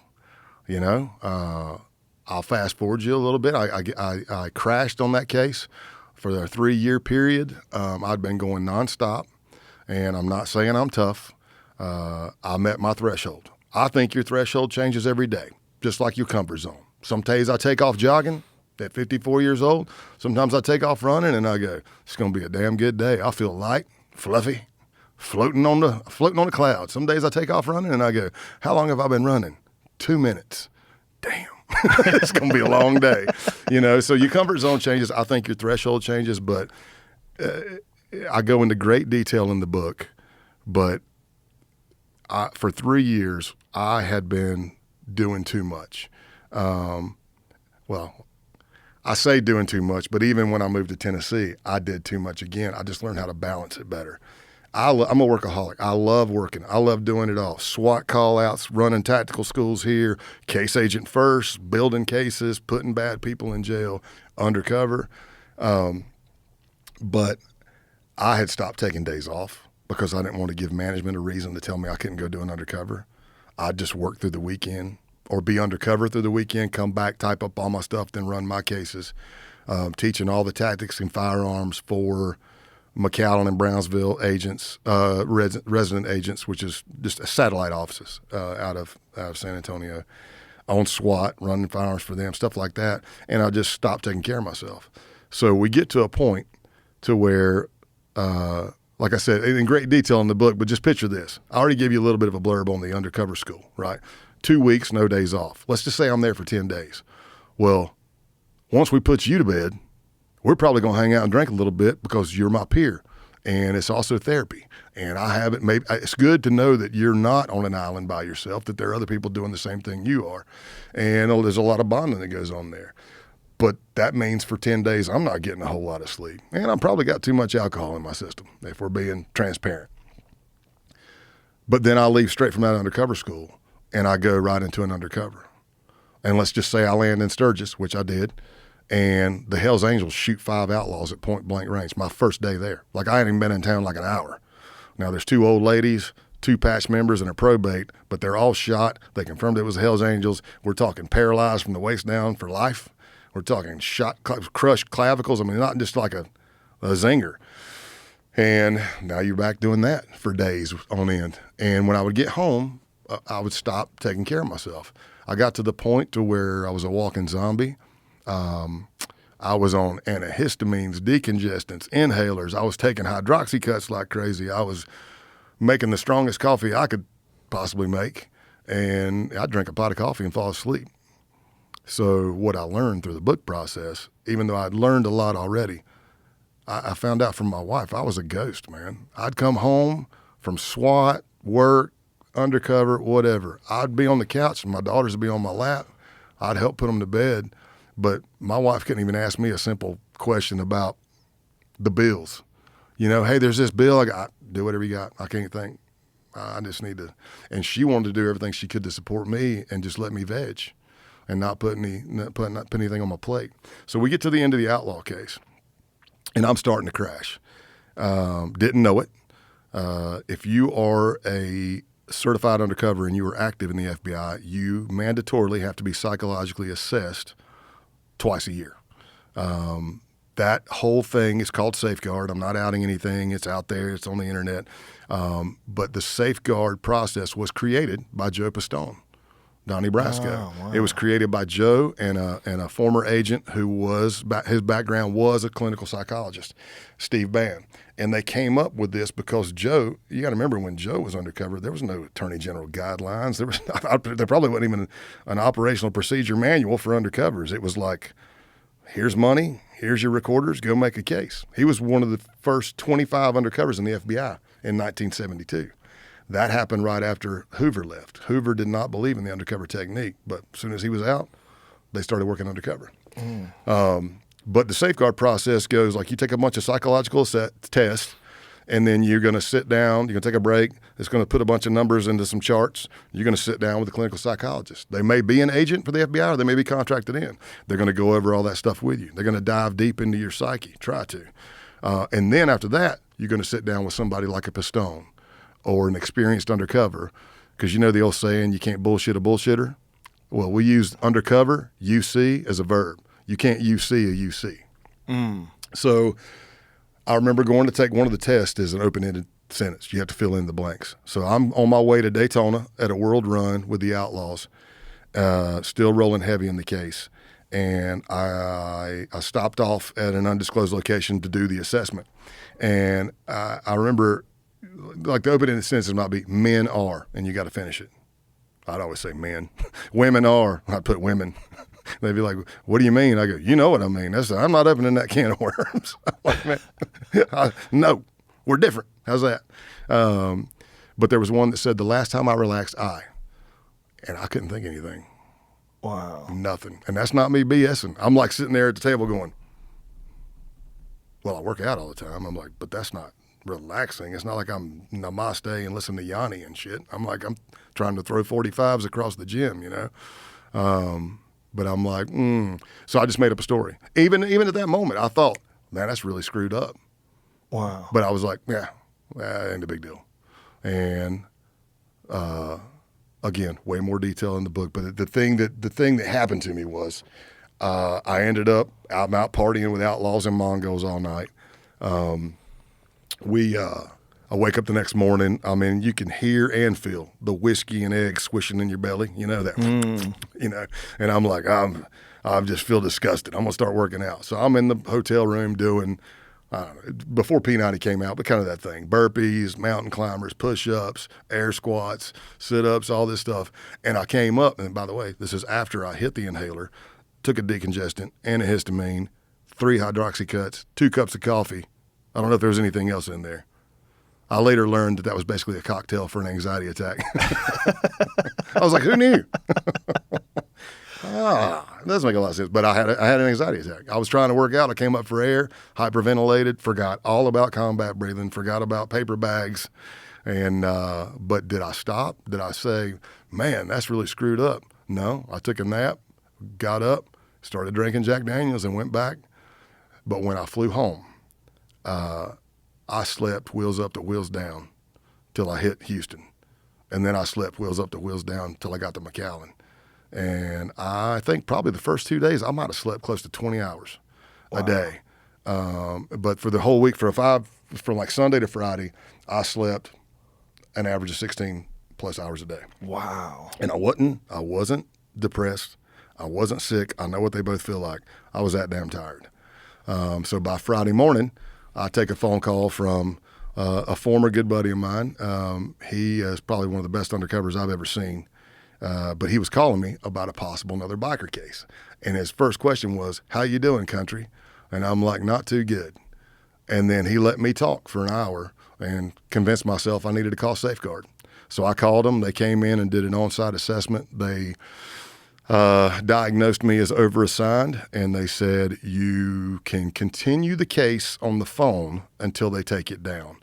And I stayed on the phone. I made a story up because I'd gotten married technically, and I told them I was getting a divorce, but I had to relocate my wife and my kids to El Paso where her family was at. Once that's done, I'm pulling chocks. I'm coming to Massachusetts. We had already created, it was in the creation, our own biker club, that it was approved by the top of the Outlaws to be the #1 support club in the Northeast. And we were going to name it the Righteous Few. Scott Town was going to be the president. I was going to be an officer in it. Sergeant in arms, and I never went back up there because they told me I couldn't. When you get put on timeout, it's like no travel. You can be a case agent. We're going to suggest to your division no travel. Definitely no undercover work. There was some confusion there because one of the arguments is you need to get back into being a case agent and remember what you're supposed to be doing. And I'm like, I never stopped being a case. I'm running all these damn cases while all this is going on. But I took a time out. I made some phone calls. There was one guy named Tim Sylvia, not the fighter, who is a buddy now, by the way. This guy's name was Tim Sylvia. He had been in prison most of his life. But before I stopped going up there, he was introduced to me. He knew about the cocaine. He knew about what I did. He calls me and says, "Man, I got some stolen vehicles for you. I'm in the magic powder business. If you can get me those bricks," or whatever he called them, code on the phone, for 18 apiece, I can buy 10 of them right now. So I called the case team and said, "Look, he's reaching out to me. I can't come back up there." So we rigged it up to where the guys that were posing as my truck drivers went, and they were going to pick up these stolen vehicles. They had like a 7 Series BMW worth $100+ at the time, and some other vehicles. While they were with them, so here I am on timeout in my garage sweating my tail off in McAllen, and I've got my 2 phones. I'm talking to the undercovers. I'm talking to Tim Sylvia. I'm telling them where to go. They're being covered. They go, they meet. While they're meeting Tim, the truck driver, supposed playing my truck driver, calls me. You can hear me clearly on the recording. I'm talking on it, and I tell him how much to pay Tim for the stolen vehicles. And Tim was like, "Hey, I'm going to report the BMW stolen on Friday." And I said, "Can you make it Saturday? It gives me 24 hours more to get this thing into Mexico."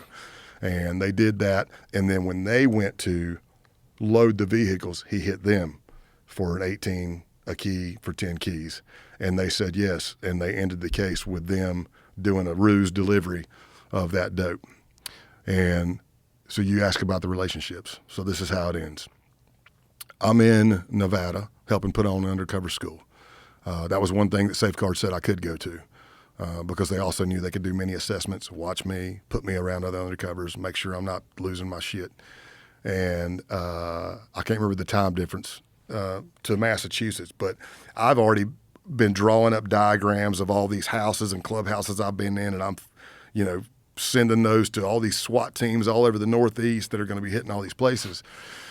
And I got back to my hotel room, and I always kept my undercover. Well, the case wasn't over technically yet anyway, but I always kept my undercover phones on for at least a month after a case went down in case you got threatened or anything like that.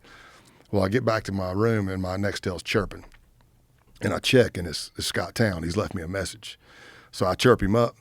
And he's all raspy voice because he's been just woken up. And he's like, "Hey, man, I just want you to know your truck driver, Tony, and the other guy, they were beating Big Timmy. And I don't know what happened, but I think they all got locked up." Well, he doesn't know that I'm an undercover. He's telling me that was the takedown day. So he's calling me, and I'm like, "Oh," I said, "Well, you know what, brother, I appreciate that." I said, I don't always control everything they do. Sometimes they do side jobs on their own. I said, they were not up there for me. but I'll try to find out what's going on. He said, let me tell you what I'm going to do. He said, I'm going to get up, get cleaned up. I'm going to find out what the hell's going on. I'm going to call you back. And I said, okay.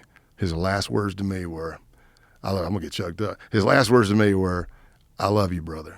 And I chirped back and I said, I love you too. And he didn't know that a SWAT team was going to be hitting him in about 40 minutes. Wow. That's the last time I talked to him. He'll probably hear this. I got a 50-50 shot. If he walks up, I'll hug him. He probably wants to beat the shit out of me, but Jesus. Man. Is he out? yeah, he's out now. How much time did he do? I think he did like 8 or 10, somewhere in there. Do you have this anxiety of running into those guys somewhere?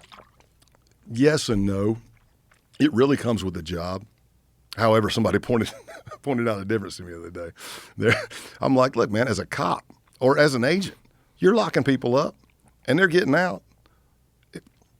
You know, if you get threatened in Greenville County, if you're working for Greenville County Sheriff's Office, let's say we're here. Was it Travis County? If you get a threat, a legit threat in Travis County, do you think they got the money in the budget or they would even spend money in their budget to move you to another town? No. But in the FBI, we have that. You hit the threat system, they move you somewhere, change a bunch of stuff. So in law enforcement, there's always been, you can lock people up, you go to the grocery store, you're with your wife and kids, and you see them. Everybody handles it their own way. For me, my best defense is a good offense. I'll just walk right up to you. Hey, man, holy shit, how are you doing? I cannot believe, when did you get out? Are you okay? Hey, are you on the straight and narrow now? You know, because I'm going to tell you, transparent, there's few things I love more than a success story. Sadly, they're very rare in my 28-year career. But to see somebody who broke the law, got out, turned themselves around, and are doing great, I love it. You do see some of those. Yeah, and I'll help them. I'm helping one right now. I told them, I said, look, if you're doing the right thing, they're like, well, I got a felon on my record. I'm like, well, who better to be a reference for you on your application than the guy who gave you the felon? If you're doing the right thing, I'll talk for you. Wow. We all mess up. I mean, shit, you know? But that's got to be so complicated because you're the guy who got him arrested. It is. And I have had threats that were legit. And I've had them at the sheriff's office where I was like, what do we do? And my lieutenant's like, we're going to get some cops and we're going to knock on that dude's door. Okay. And I've also been in the FBI where you could have gotten moved and I decided, no, I'm not. Once that case gets taken down, I'm overt. Like a lot of people may not know it. I'm not trying to insult intelligence, but when you're arrested, I may be arrested with you. I may not be. There's all kinds of ways we can do a takedown. But eventually you're going to be sitting with your defense attorney and you're going to get discovery. And discovery is supposed to be everything. Now, there have been FBI people who did not turn over everything, and it was very wrong, and we are still paying the price for it. But discovery is supposed to be everything. And at that point, you're going to hear me on a preamble. You're going to hear me go, let's see, what's today? You're going to hear me go, this is UCE, undercover employee. This is UCE 1-2, whatever. It's Wednesday, March 26th, Central Time, 2:45 p.m. I'm about to walk in to meet Joe. And they're going to hear that, and they're going to know that I'm the undercover. They may not know my last name's Payne, but they're going to know. Now, what somebody pointed out to me was, you know, as a cop, though, you're just doing your job and you're arresting them. As an undercover, you've lied to them. And I went, probably should have thought about that before I did the book, huh?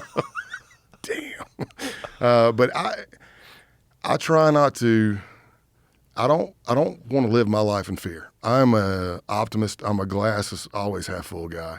God, that's hard to believe given your circumstances. I don't know how, for me personally, I don't know how to survive otherwise. Because if I was doom and gloom and the glass is always half empty, maybe this is a good time to interject this. First responders, military. Do you know what we're I'm talking fire, medic, cop, military. You know what we're number one in? Suicide. Suicide. You know what else we're number one in? Divorce. Alcoholism, throw in pills or whatever you want there. We're also number one in dying within 5 years after retiring. Who signs up for that? Right. You know, hell yeah. First in hell, second in heaven. No. No. I'll pass. But yeah, so that hurt. I mean, it's surreal. And yeah, great job. But yeah, I mean, I'm human. And I did really bond with that guy. And just like I felt like a piece of trash when Clothesline told me that he considered me really his friend. Wow. You know? What's he doing now? I don't know if he's out or not. He was supposed to get, I think he got 12 and a half. But I didn't keep up with it. I mean, sometimes people go to jail, they pick up some more charges because they did something stupid in jail. But I will tell you, talking on that success story thing, most of my career, with the exception of a pedophile, almost everybody I've arrested, I'll sit down with them and I'll say, listen, I'm not saying I think you're a bad person. I'm not saying I disagree with what you did. What I'm saying is you're an adult. You made a choice to break the law and you got caught. So let's just start right here. This is all I got. This is on the table. Let's don't do that dating game BS where you lie to me for 2 months and I lie to you for 2 months. And then when we figure out we really do kind of like each other. Now I can tell you the truth. This is what I got. And it's not dehumanizing, and they're still people. And I love connecting with people, like I said. Wow. It was a great attitude. Did you ever think, like, while you're talking to people like Scott Town, like, man, if my life had been different, I had gone down the wrong roads, grew up in a different neighborhood, you would be one of them. Absolutely. Yeah. Absolutely. That's why we had so much in common. Yeah, that's part of the problem with life. Right? Yeah. Everybody wants to pretend that could never be me. No, absolutely. It could have easily been me. And I'm like, I looked at it and I'm like, it's that proverbial fork in the road. I went that way, but I could have easily went that way. Yeah. That's why I got along with them so much. Yeah. You know? Again, other than like pedophile stuff. So what pedophile stuff did you have to do? Actually, one of the quickest undercovers I ever did was the most satisfying. And I actually did this one, I think, before the Outlaws. It was in San Antonio. There was a guy that got picked up for molesting a kid, and I didn't know the whole backstory. But in the San Antonio division, the agents and stuff knew me, or the SWAT people, they knew I'm the undercover guy. And they called me up because while he was in Bexar County in San Antonio, he approached somebody in jail, solicited them to kill the kid or to find somebody that could kill the kid. A lot of these murder-for-hire plans are stupid, but that's actually wasn't too bad of a plan. Like if the kids – these cases are tough. They suck. They're atrocious. It's a waste of oxygen, in my personal opinion. But it's usually a kid from a broken home. It's after the fact. It's an adult versus a kid. But he knew he wasn't going to do well in prison, so he approached somebody in prison who then, as most people who are serving time do, they are trying to get credit to get out. And that person called his attorney, and that attorney called the FBI, and they worked it out to where he introed me. So I drive up to Bexar County. I sign in because he put me on the list. I go in, and I'm in I'm in the phone bank. It's all stainless steel. You can't hear nothing but baby mamas, and everybody's screaming and cussing and pissed off. And here I am trying to get this recording through this glass. And I'm talking to the guy, and I said, you know who I am? He's like, yeah. I said, well, I hope you do because you put me on your list to come see you. You know what I do? And he's like, yes. I was like slow rolling it. I didn't know. I didn't want to scare him off. So I was like, you know, I'm in the extermination business. And he's like, yeah. I said, I kill pests for a living. He said, yep. That's exactly what I wanted. And I had a picture of the kid. Of course, we're working with a family on this, but I had a picture of the kid just walking like a surveillance photo. And I put it up on the window and I said, is this the pest that you want taken care of? Something to that effect. And clearly on the recording, thank you, Lord, it picked it up. He said, that's him. So you're not going to call a bug a him, right? So what I found out is I met him twice, just a two-meet thing. But what I found out from the solicitor's office in Bexar County, it was mostly women working it because it was the crimes against children was combined with the domestic violence unit. And Joe, when I went walking in there and they're like, this is Scott, I mean, they all stood up. It's like some TV show. They stood up and they started clapping. I'm like, I don't understand. And this isn't me chest beating. That's not what I'm trying. But it's like, what is going on? And they're like, thank you so much. You're so. And I'm like, I appreciate it, but I'm doing my job. What they told me is that guy had walked on 4 molestation cases before. And he also walked on some possession of somehow he got out of possession of child pornography stuff.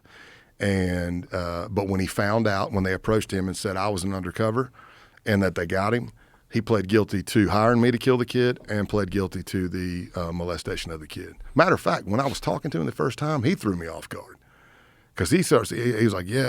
And I go, All right, well, what do you got? This, that, and the other. We're talking thing, and he goes, hey, I'd like you to kill the rest of his family too. They're in Wisconsin, and I actually giggled a little bit because it threw me off. I went, well, I'm not above traveling, but let's deal with one pest at a time. I'm like, you agree? I'm thinking in my head, well, dadgum, man, But he knew, as most pedophiles do, you're not going to do well in prison.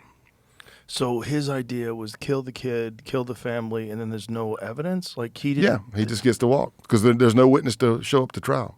Jesus Christ. Right? Yeah. And then being around that stuff, like I've had trainees that, you get a new agent, they come in, they assign you as the training agent, and they might be working that stuff. And I will tell you, for me personally, that's tough to work for me.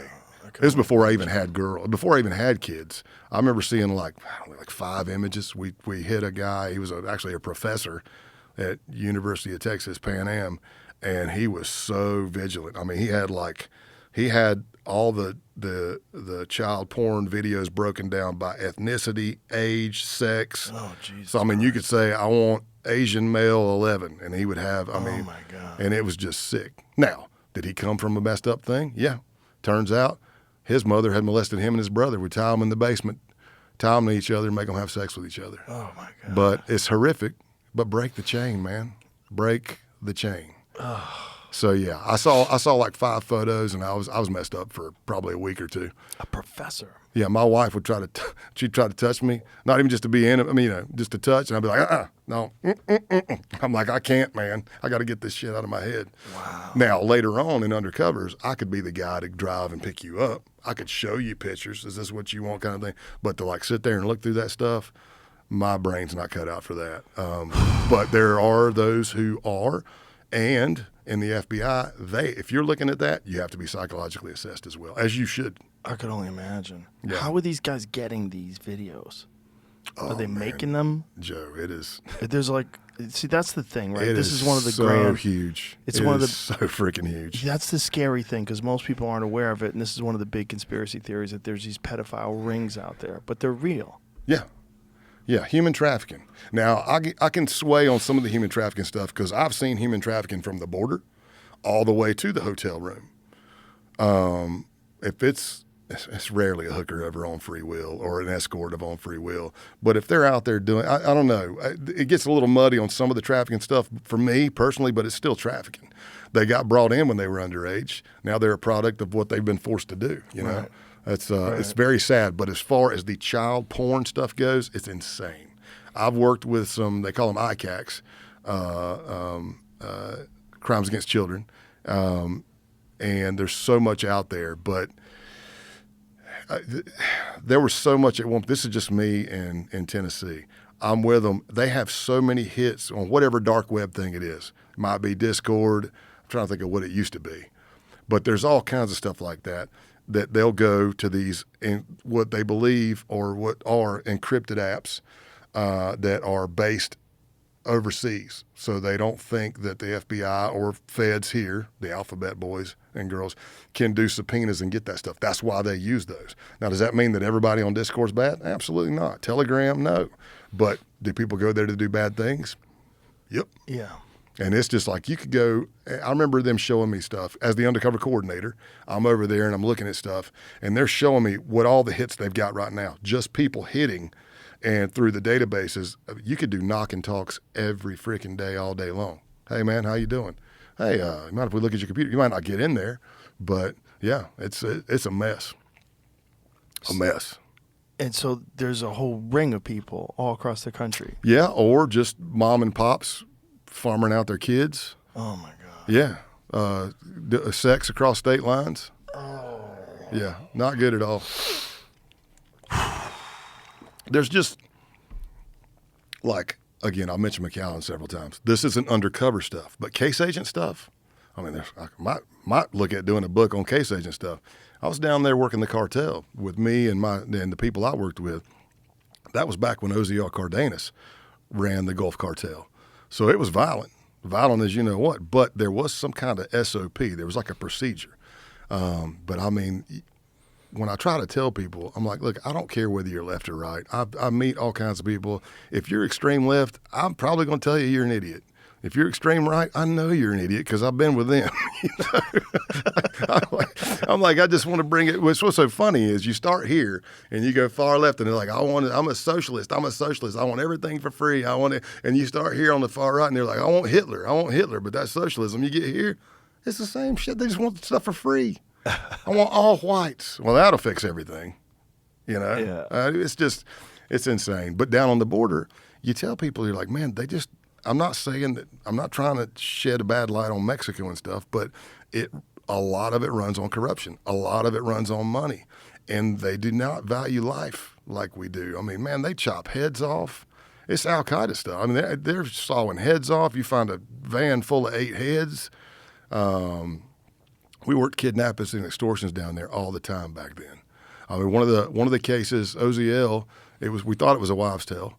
And this is sick, so I apologize to people that think this is way gross, but it's real. The first one isn't that gross. He had a line he would feed people to. A line. And that was the rumor. And then I can't remember if they went up in a fixed wing or a helicopter, but they flew over the line. And somebody was asking the other one, hey, what are all those bones? And they were like, el pollo, chicken. Well, that's a big-ass chicken. That chicken looks like a femur, So there's that. But the one that was really sick is, so when they would kidnap you, like if you lost a load or they thought you stole something or you didn't pay your quotas, because even as a undocumented special interest alien, whatever you want to call it, illegal alien smuggler, you had to pay quotas to the cartel to smuggle through their territory. Same thing with dope. If you got behind on that, they kidnap you. Same MO. 3 Suburbans pull up somewhere in South Texas, jump out on such and such corner. Everybody's in black BDUs. They grab you. That was the Zetas. They were the enforcement cartel. They'd take you over, beat you, start calling the family saying, we want $100,000, $300,000, whatever. We'd start brokering the deal because we have border liaison officers, and we would do cross trainings with military and police in Mexico. So the border liaison officer calls and goes, hey, it's such and such time of day on this corner. 3 Suburbans pulled up. The guy's name is this. It was this time of day. 30 minutes to an hour later, we get a call back. They got him. What's the deal? He brought a load back and it was missing $100,000. Okay. So now I'm in the house with the family going, okay, they want $300,000. Well, we don't have it. Well, they don't have it. They want $100,000. We don't have it. Well, what do you got? We got $60,000. What else they got? Remember my V8 4x4? They got a Suburban.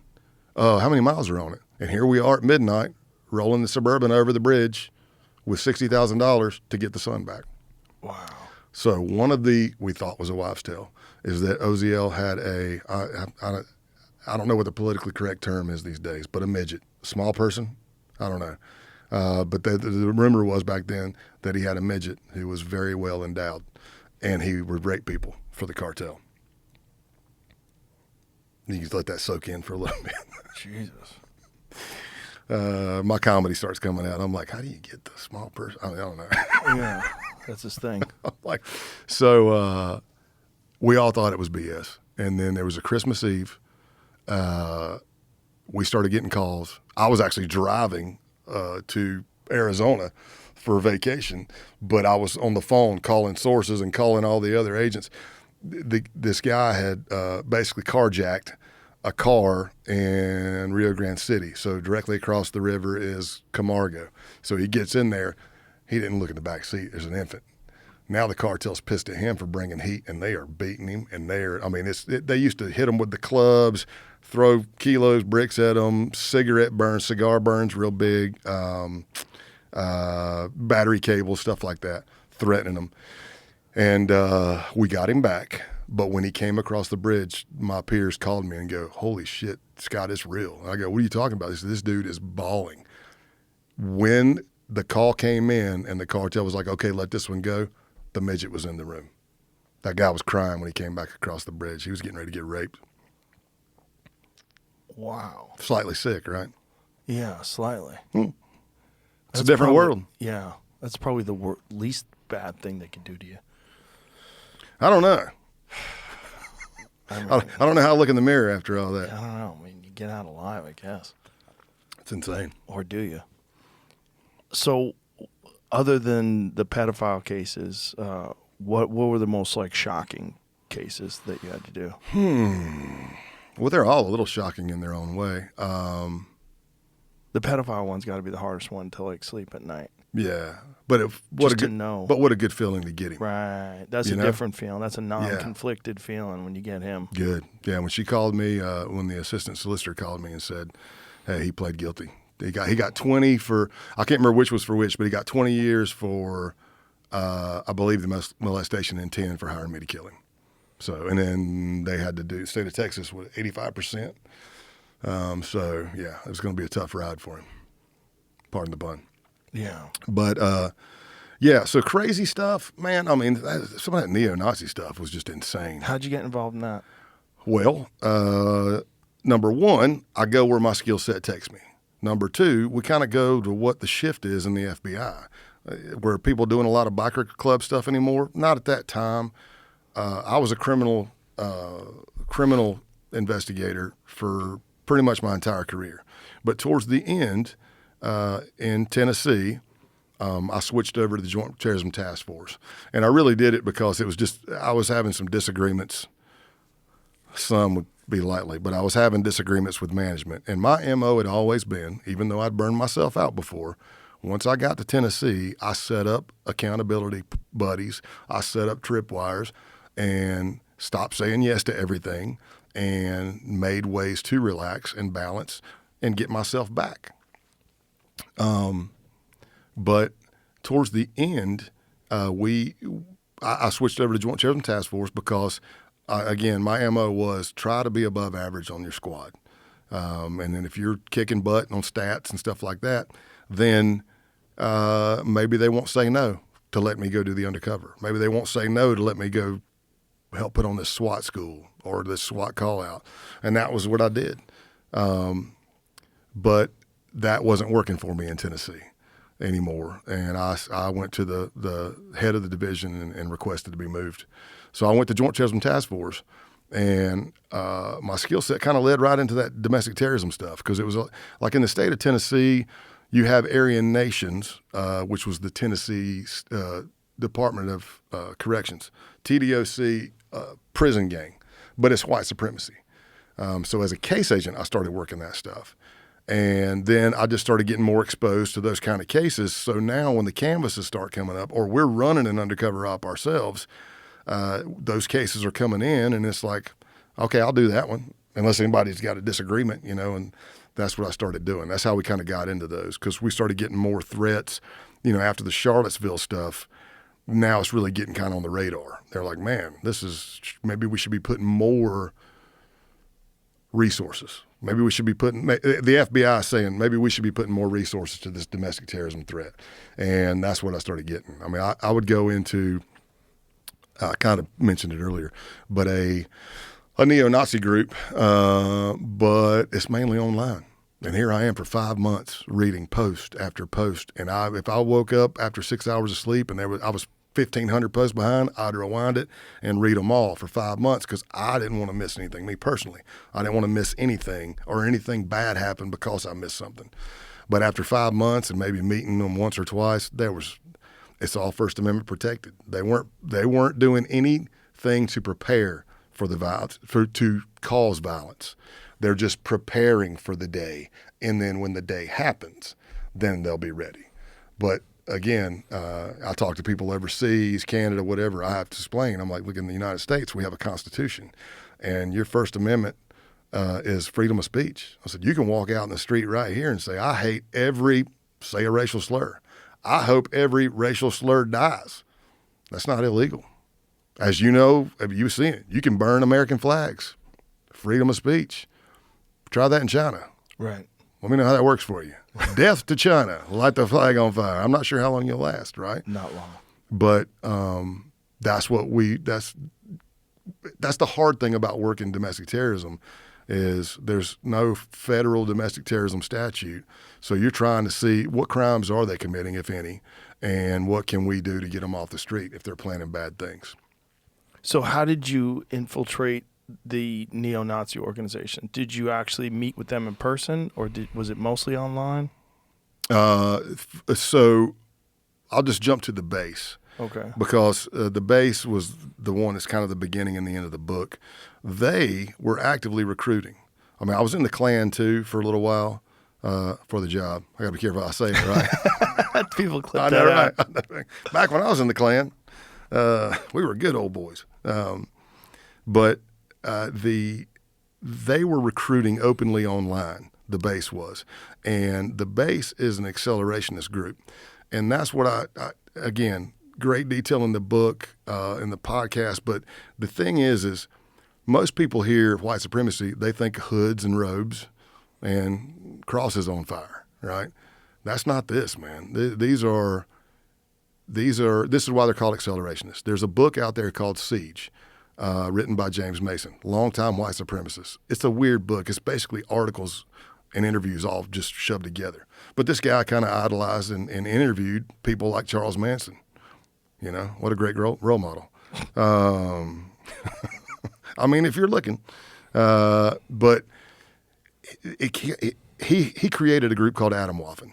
And this is what accelerationism is. Because when I go to infiltrate the base, I'm just answering stuff they're putting out there. Emails, they're posting on Gab, save your race, join the base. We're a survivalist group.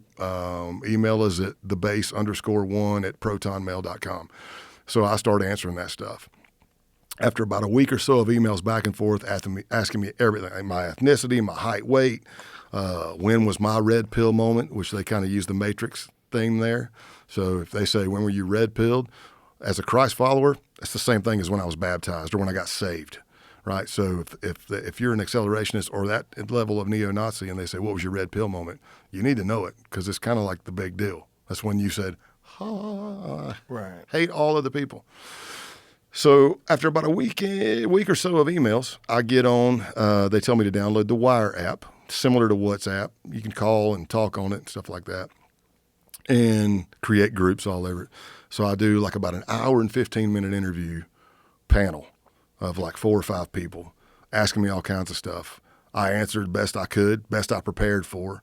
And then they gave me a 24-hour rest period because they said, now that you know what we are, we're going to give you 24 hours to think about if you want to be a part of us, and we want 24 hours to think about it. But this is what they told me accelerationism was. They said, accelerationists, they call it siege culture, kind of parlaying off the book, but they do not believe there's a political solution to save the white race. They believe that society is either going to collapse on its own or from man-made events, and they want to speed that up. The group I was in was calling that boogaloo, the boogaloo. And everything always ends with an ethno state.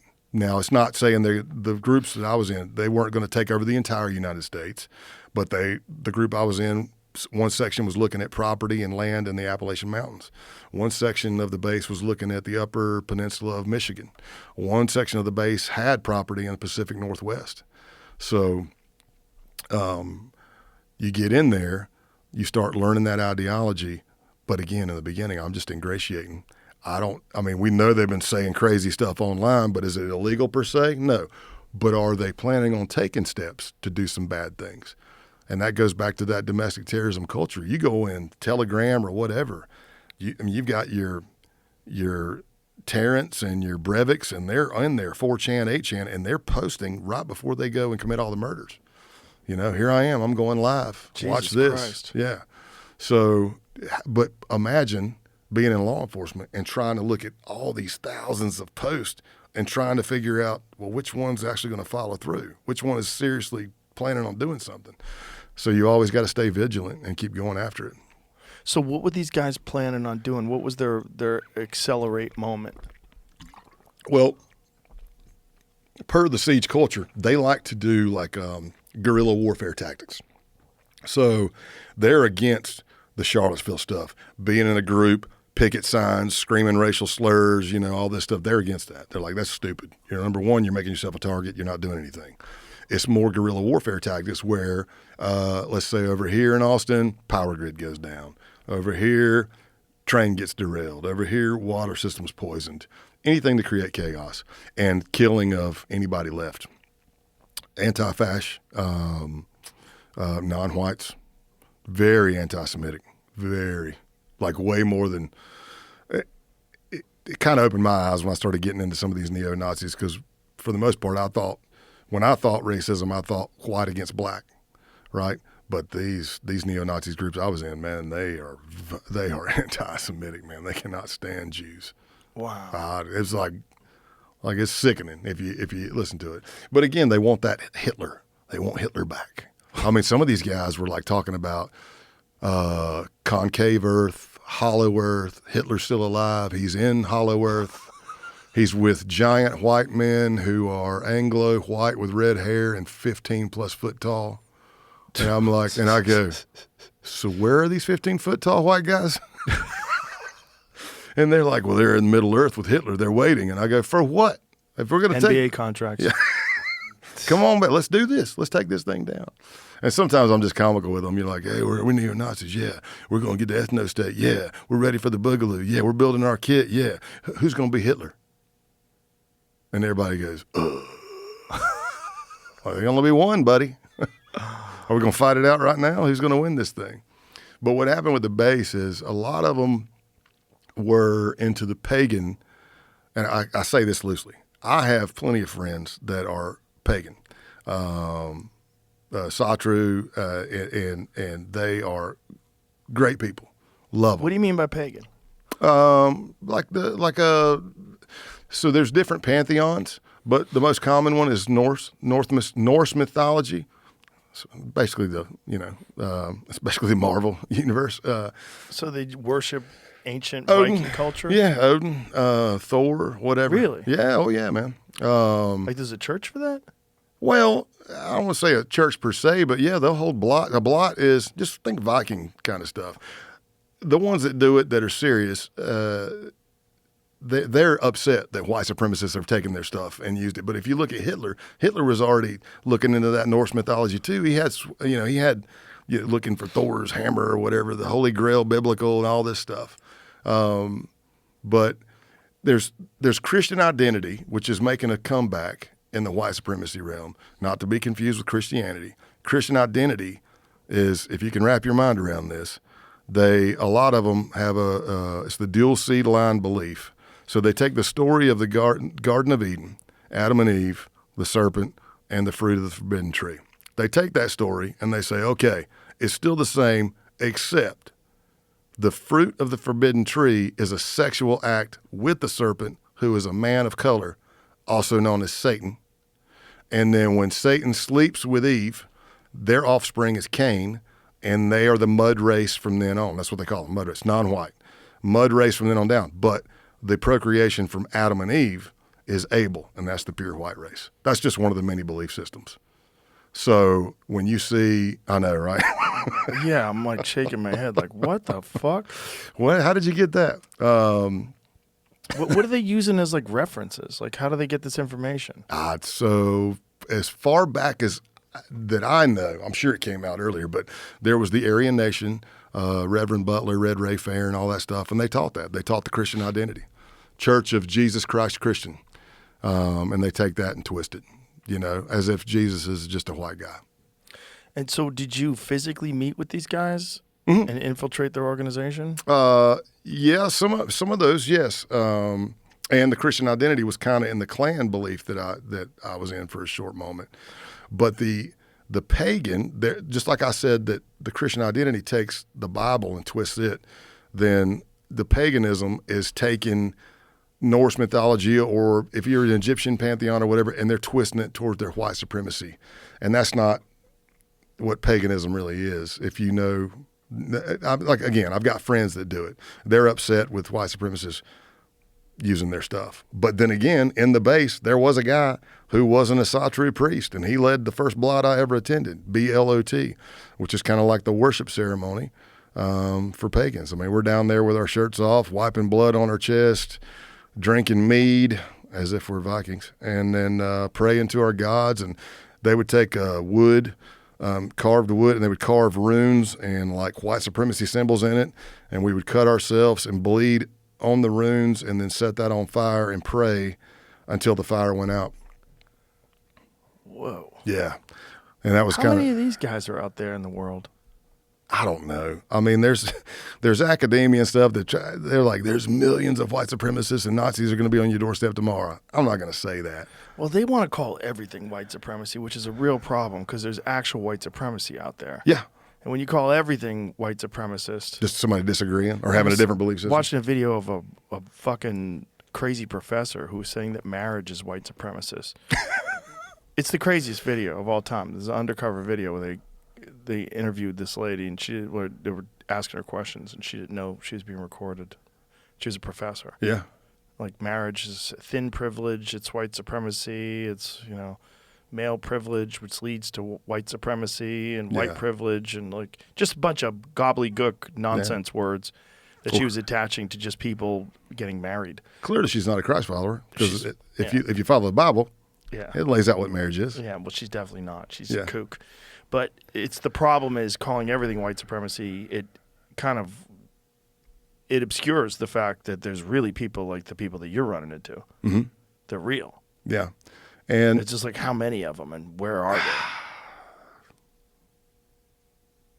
Thousands, hundreds of thousands? Yeah, I'd say, I don't know about hundreds of thousands, but I'd say thousands. Yeah. Thousands. Because a lot of times, if you're in that community and you're looking, let's say this is a Telegram channel over here, and it's Terror Wave or whatever it is before it was taken down, and you see all these monikers, like I was Pale Horse in the base. I was Pale Horse, that was my moniker. And then you see Pestilence, and you see TMB, the Militant Buddhist, and you see Helter Skelter, and you say, well, you might go to another group, maybe they've changed their moniker, but you start realizing, hey, did you used to be Pestilence in another channel? Yeah, that's me. All right. You know what I mean? Right. But what's scary is, like in that base case, as I said before, I'm a tactical instructor, firearms instructor. I'm an alert instructor, which is right near where we're at right now in San Marcos, Texas. But you can't go undercover and help these guys train or help them get better because they might be doing bad things. So I go in, I had my whole backstory, former skinhead, former biker, and my skill set was like hand-to-hand combat. Could I shoot? Yeah, but I let them lead me. We went out there, and the first time we did tactical and firearms training, it was led by a 19-year-old kid, and it was good. It was good. And he's not military, and I'm watching, I'm like, where the hell did you learn this? So a lot of stuff happens on gaming systems because they're so realistic now. Wow. Yeah. I mean, these kids, you can go on, and if you got your mic on, you might get your butt handed to you by an 11-year-old kid who's telling you to clear the hard corner and slice the pie. They're using the same verbiage, and I'm like, holy crap. Virtual world meets real world. Wow. Only problem is in the virtual world, you get to respawn. Not so much in the real world, I'm going to respawn now. But, he led it, and they were shooting fast and accurate. It wasn't the best. There were mistakes. But I was impressed with how safe they were, the two guys running it, TMB and Pestilence, because that was a concern for me. Right. Like, if you could see the aerial footage, like when we first go out there and they're shooting, I'm way back behind them because I'm like, I don't know how these people are with guns. Right, right. I've seen plenty of bad shooters do some stupid things on the line. And then we start working like that. So I start gaining their trust, do a couple of blots, hikes, drinking, rucking, whatever.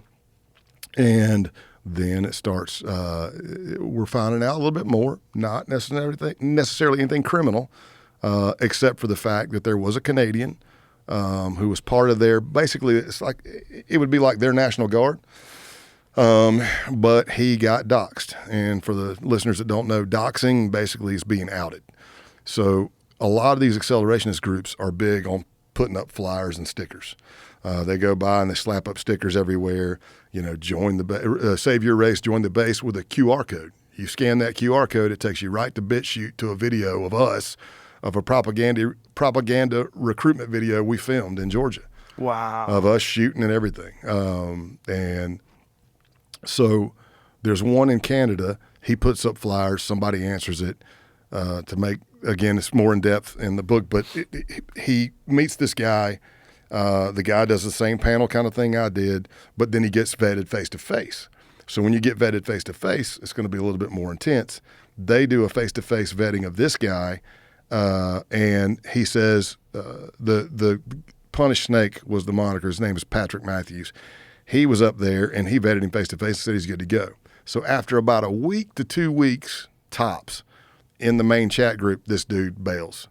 And it turns out that he was a journalist in Canada who went on his own and met Patrick Matthews and infiltrated, at least to a certain degree, the base. And then he puts out in a big news article up there that this guy is Patrick Matthews. And so Pat, RCMP comes to his house, takes his guns. He gets booted from the National Guard thing, loses his job. His parents don't like him anymore, and they lose him. They find his truck near the border of the United States. So we're all looking for him. And you have to realize that on the base case, let's just say you've got 40 targets. Well, they're all over the world, a lot of them in the United States. Well, every one of those FBI field offices are open separate cases, but we're all trying to work together because it's the same group. And we get to a point to where, we were looking for Patrick Matthews, and there's an unbelievable case agent. We had several on the case, but Nate Plew was running the case out of Seattle, because the leader of the base had property in Seattle's territory. But there was a case agent named Rashid who's out of Baltimore, and he's running for the guys there. Rashid was able to figure out by some unbelievable phone analysis when Patrick came into the United States, and we're tracking. We're all looking for him. We think we might know where he's at, and I show up at a training in North Georgia, in Rome, Georgia, and he's there. When I pulled up, I see vehicles, and I'm counting the heads under the barn, and I'm like, there's one extra person. I know that's that person's car. And I say, well, I'll see when I walk up. I walk up, and by then his hair had all grown out and had a red bushy beard. And he's like, as soon as he started talking, it was a Canadian accent. And I was like, hey, man, welcome to the United States, brother. So now we had him there. And now we're starting to find out a little bit more about death plots and this, that, and the other. But is it just drunk talk, or are they actually planning on doing something? Right. And then that's when we get to the big Halloween of 2019 hate camp. And there was base members that came in from all over the United States. And again, I'd done some pagan blots with them. Like I said, cut yourself. I remember the first time I did it, I was like, damn it, why didn't I bring my own knife? And when it was time to cut your finger, the tip of their knife was broken. And I'm like, well, I'm not going to slice my damn arm open, my tats, and I'm not going to slice my finger open. I'm trying to stab my finger to bleed with a broken tip. Note to self, bring your own knife next time. So I did. But we're doing Halloween. We're there, and I doze off. We've already done hand-to-hand combat, some firearm stuff, had a couple of drinks, and I'm charging my phone in my truck. It's really cold, so I kind of doze off. I wake up to pounding on my window. Bell horse, you got to get up. You got to see this. You got to see this. I'm like, what's going on? And they're like, man, remember us talking about a sacrifice and the goat? I'm like, yeah. And they go, we got the goat. So I get out, and there's this ram in the back of one of the members' trucks. They had gone not far away to a house that had 3 rams, and they all dressed up. And I'll paint the picture for you, because the clothing, the camouflage pattern that the base wore was Flecktarn, because Flecktarn pattern is German. Again, Heil Hitler kind of stuff. So they went, wear balaclavas, cover everything up. They hop fences, steal this ram, and bring it back to the farm in Rome, Georgia. So I wake up, and I walk out there, and this thing's crapping all over the bed of the truck. And one of the members, pretty big fella, he says, man, this thing's shitting everywhere. And I said, well, hell, I would be too if I just got kidnapped by a bunch of dudes in Flecktarn and balaclavas, you know. So now we're kind of preparing, and I'm thinking, man, are we really going to do this? And I walked over to the guy, he went by Eisen, and he was going to be leading the blot. And Eisen says, I go over to him and I go, man, is it bad that I feel sorry for the goat? And he says, you can't let the goat hear you say that. And I'm like, okay, dude, tell. And he's like, he goes, this is a sacrifice to Odin. This is a beautiful sacrifice. We love this ram. We love this goat, whatever the hell it was. We love it, and we're showing it love, and it is being blessed to go to Valhalla and meet Odin. So the rule was, everybody leave your weapons, and we're going to go down to the holy spot and deep in the woods. 100-acre farm, by the way. And we're walking down there, and the goat's just making all kinds of racket. And we get down. I'm sorry. Let me rewind just a little bit. I'm trying to figure out in my head, should I do this or should I just blow the case right now? And I'm thinking, well, they said they took the goat. Okay, so that's theft of an animal. That's not federal. I'm like trying to go through my head. So I go to my truck and I lean into one of my devices and I'm like, hey, if y'all can hear me, because when I was out in the field, I'm covered. So for that 4-day hate camp, they were covering me 24/7, running shifts, they being law enforcement. And I go, hey, if y'all can hear me, I'm pretty sure we're getting ready to go down here and sacrifice this animal. And I'm running it through my brain, and I know they said they stole it, but I can't come up with a good enough reason to stop this right now. If you guys don't want me to do this, you got to send me a sign and let me know. And I waited, and it was crickets. And then I said, okay, I guess I'm going down to the woods. So we go down there. You had your chance. I was waiting. Oh, my God. So we go down to the woods, and we get there, and I don't know how. I ended up at the back of the goat. We're in a circle around the goat, and I'm at the back of it. And Eisen, who's leading the blot, is talking about we're going to be starting the wild hunt. In Norse mythology, the wild hunt is basically Odin and a bunch of other gods going out in the middle of the night and whipping the crap out of every other god that they didn't like or whatever. In the twisted version of the base, starting the wild hunt was going to start with the sacrifice of this goat, which he named Gar. His middle name was Garfield, named after his grandfather. To show love to the goat, he named it Gar after his grandfather. Okay. So he says once we do the sacrifice and it goes to Valhalla, that the wild hunt will start, but the wild hunt was going to be cleansing the world of non-whites. So the goat was the start of this whole wild hunt. The wild hunt. It's in Norse mythology. It's called the wild hunt. But again, they're twisting it for white supremacy beliefs. So he's got this like machete type object, and I'm at the back of the goat, and he's going through it. He does his Odin prayer, and he didn't lead the blot near as good as the actual Asatru priest that did it before, but he's trying, and he's going back with this. He's going back with this machete, and I'm holding the back of the goat, and somebody's holding the front of the goat, and he's coming down. He's practicing, and he's a pretty stocky kid. And finally, somebody says, "Just do it." Man, he rears back with all of his strength and comes down, whack, right on the back of the neck of the goat. I don't even know if it broke a hair, Joe. I don't know if it's because the back strap of the goat was so thick or the blade was dull, but when he hit it, all you heard was bah. And for that split second, I'm holding the back of the goat, and I go, oh, man, I just saw blood. I just pictured something bad happening. And then somebody says, has anybody got a gun? Do you hear, do it again, do it again? It might take 2 swings, and you hear, has anybody got a gun? Well, I told you, we weren't supposed to bring any weapons down. Well, this one cat, who was probably the least qualified person to be carrying a firearm anywhere within miles of us, said, yeah, I got mine. And we were like, what are you doing with your gun? So TMB takes the gun, hands it to Eisen. Eisen, we're still all on our knees in a circle around the goat for this sacrifice. Eisen points the gun at the goat's head, and then turns the opposite way. Oh, Jesus. And that's when the instructor in me comes out. I'm like, whoa, whoa, whoa, whoa, whoa, whoa. He's like, what? I go, look at what you're shooting at, man. We're all in a circle. What the hell are you doing? So then he chambers around and gets up close. Pow. Even on the recording, you can hear the goat hit the ground. Well, sitting there twitching. It's been like 2-3 minutes. It's still twitching. And I'm like, hey, why don't you go put another bullet in the ram?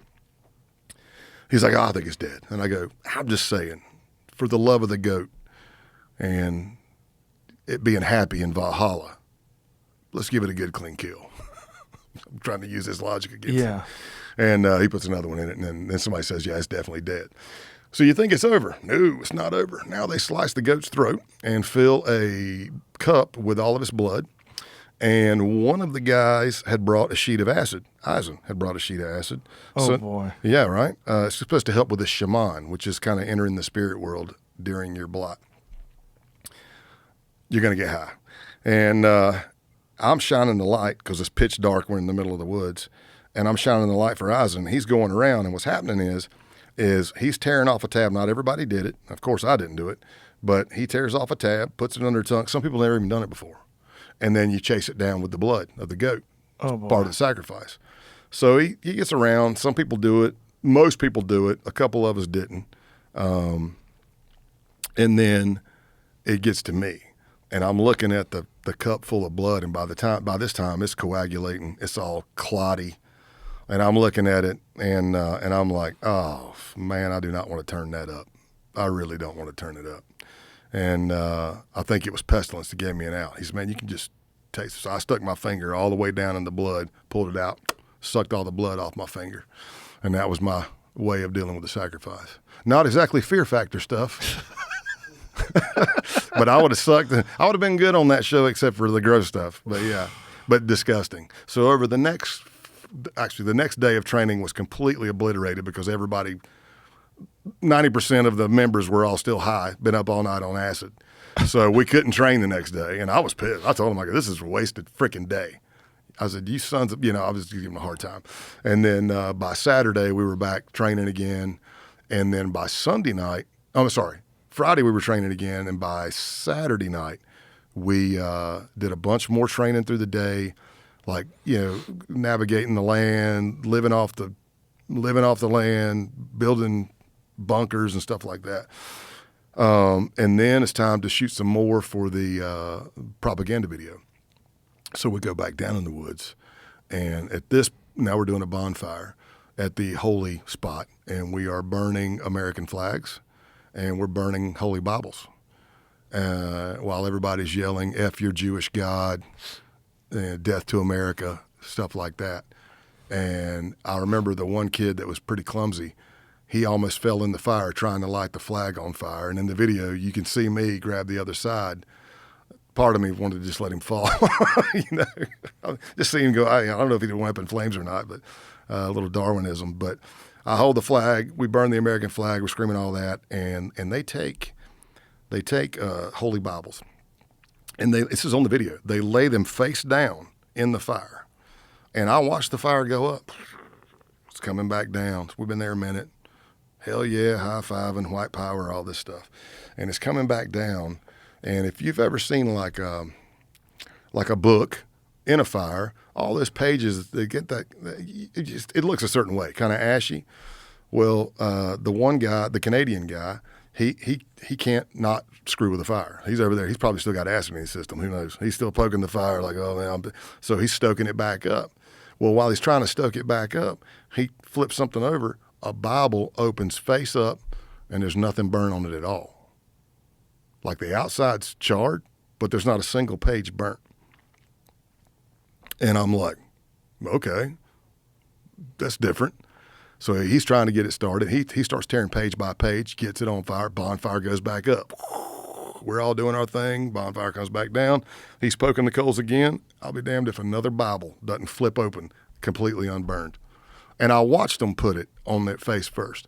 Now, I know some people with science, and they're like, well, in a lot of Bibles, the page is made out of clay and they don't burn. But listen, I watched a flag burn. I watched all that stuff burn.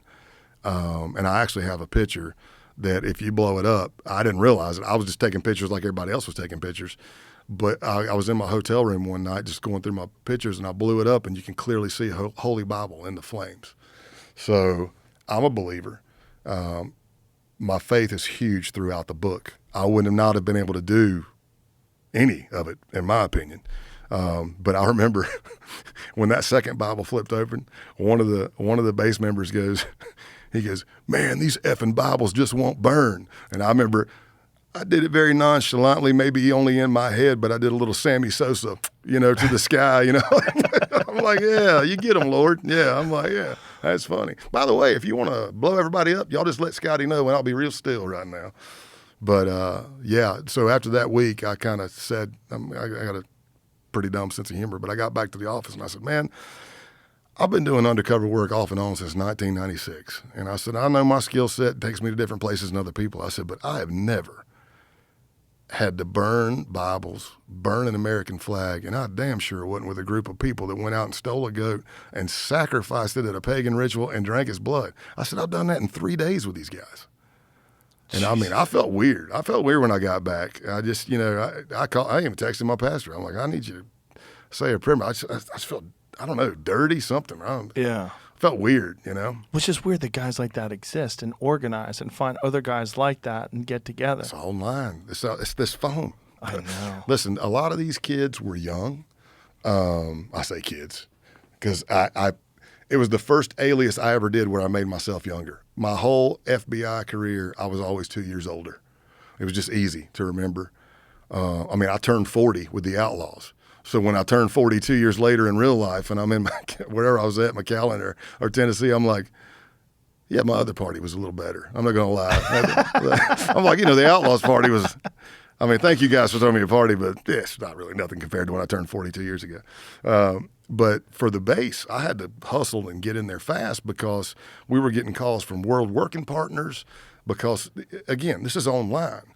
You hop in those groups, there's people from South Africa, Australia, UK, Norway, you name it. And they're all, because it's online. Now, they may not be able to get weapons like we got weapons, but they were even planning on flying into the States and doing some hate crime. Well, I'm sure we'd be doing hate crimes, but hate camp. But they dive in. And what I saw a lot of is younger guys, outcasts, don't have a job, can't get a partner. And they just dive down this rabbit hole of hate. They've probably been bullied, and they dive down this rabbit hole of hate. And it seems like it goes back to like gangs and cults and stuff like that. It's that need to belong, and they want to bring you in, and that's how they get you. Yeah. And then power, and then being inclusive, having people with your own like mind. But that's not just on the white supremacy side. Same thing's happening on the Islamic, radical Islamist side. Yeah. They're radicalizing you online, inundating you with videos. You could go into Gab. I don't even know if Gab's still around, but you could go into Gab and there would be a group called 14 Words. Well, that's the 14 words coined by David Lane. It is famous in the white supremacy culture. It says something to the, if I don't have it memorized anymore. As I say a lot of times when I'm speaking, I go, hey, just so you guys know, I appreciate the questions, but since I retired, I made a conscious decision not to hang out with white supremacists anymore. Probably a good decision. I'm just saying. I appreciate you asking me, but... Were they the wackiest people that you were around? It's going to be close. Obviously the pedophiles are the most disturbing. Well, yeah, but it's going to be close, but I don't want to say I'm not easily shocked. It's just that, you see so much stuff. It's like, again, it's that proverbial coroner who shows up eating a sandwich where brains are everywhere because they've seen they got to eat. Right. They're just used to it. So there's definitely been some wacky things. On the case agent side, that stuff on the border was pretty wacky. But undercover-wise, these guys, they were, I don't know about calling them wacky, but just they were planning it. What we did is we uncovered we uncovered several murder plots. They had found a couple that they believed were an Antifa couple, a couple of counties over in Georgia, and we went and cased the place. The idea was it started. It took a while to come to fruition because it changed a couple of times. But essentially, what was agreed upon is that we were all going to be the Georgia cell. When I say cell, it's CELL, which, by the way, it's probably a good time to say the base in Arabic is Al Qaeda. Oh, wow. So Al Qaeda wanted to have 3 to 5 man cells, CELL. I know I got a redneck accent. Cells all over the world waiting on that D-Day call. Well, the base, which stands for Al Qaeda, wanted 3 to 5 man cells all over the world waiting for the boogaloo. Wow. You've got kids, 21-year-old, has no car, has no job, but has an arsenal in his closet. He's wearing plate carriers that are the same plate carriers that FBI SWAT team wears. It's not cheap stuff. And however they're getting their money, either from parents or whatever they're doing, they are building their kit for what they refer to as the set-off of the race war. So we uncovered those murder plots. I remember Helter Skelter, we got to postpone it because once we figured out they were trying to kill people, man, we got to slow this thing down and make sure we've got control of it. Much like a murder for hire. If you're hiring me to kill somebody, I want to make sure that I got the contract so you're not out trying to find somebody else to kill this person. Right. So we were riding out there, and Helter had not seen the house yet. And Helter, I'll tell you the plan in a second. Helter, we're riding out there, and Helter goes, hey, if you don't mind, man, I'd really like to pop my cherry on this one. Well, you and I here pop my cherry, it probably means something different because I was like, what are you talking about? And then Luke, TMB, told me, he goes, I think he actually wants to participate in the killing. And he said, man, I've been waiting for this for 2 years. He goes, I want to put one of the bullets in their head. And I said, well, it's a 22, 25, whatever with the silencer on it. It may take more than one, shouldn't be a big deal. But the idea was, and this is how much research was done. We're going to go to a campsite. We're going to leave everything electronic there. We're going to leave from there. We're going to have a car that doesn't come back to anybody, rental car, whatever, fake plates, whatever. We're going to go to a pay-by-the-hour hotel, or a motel. We're going to go there. We're going to scrub and wash to get any flakes of skin that may be loose to come off. As detailed as Vaseline on your eyebrows, facial hair so you don't drop any kind of DNA. Tape up, kind of like WMD. We're going to tape our jacket to our gloves, our pants to our boots, so nothing can leak out.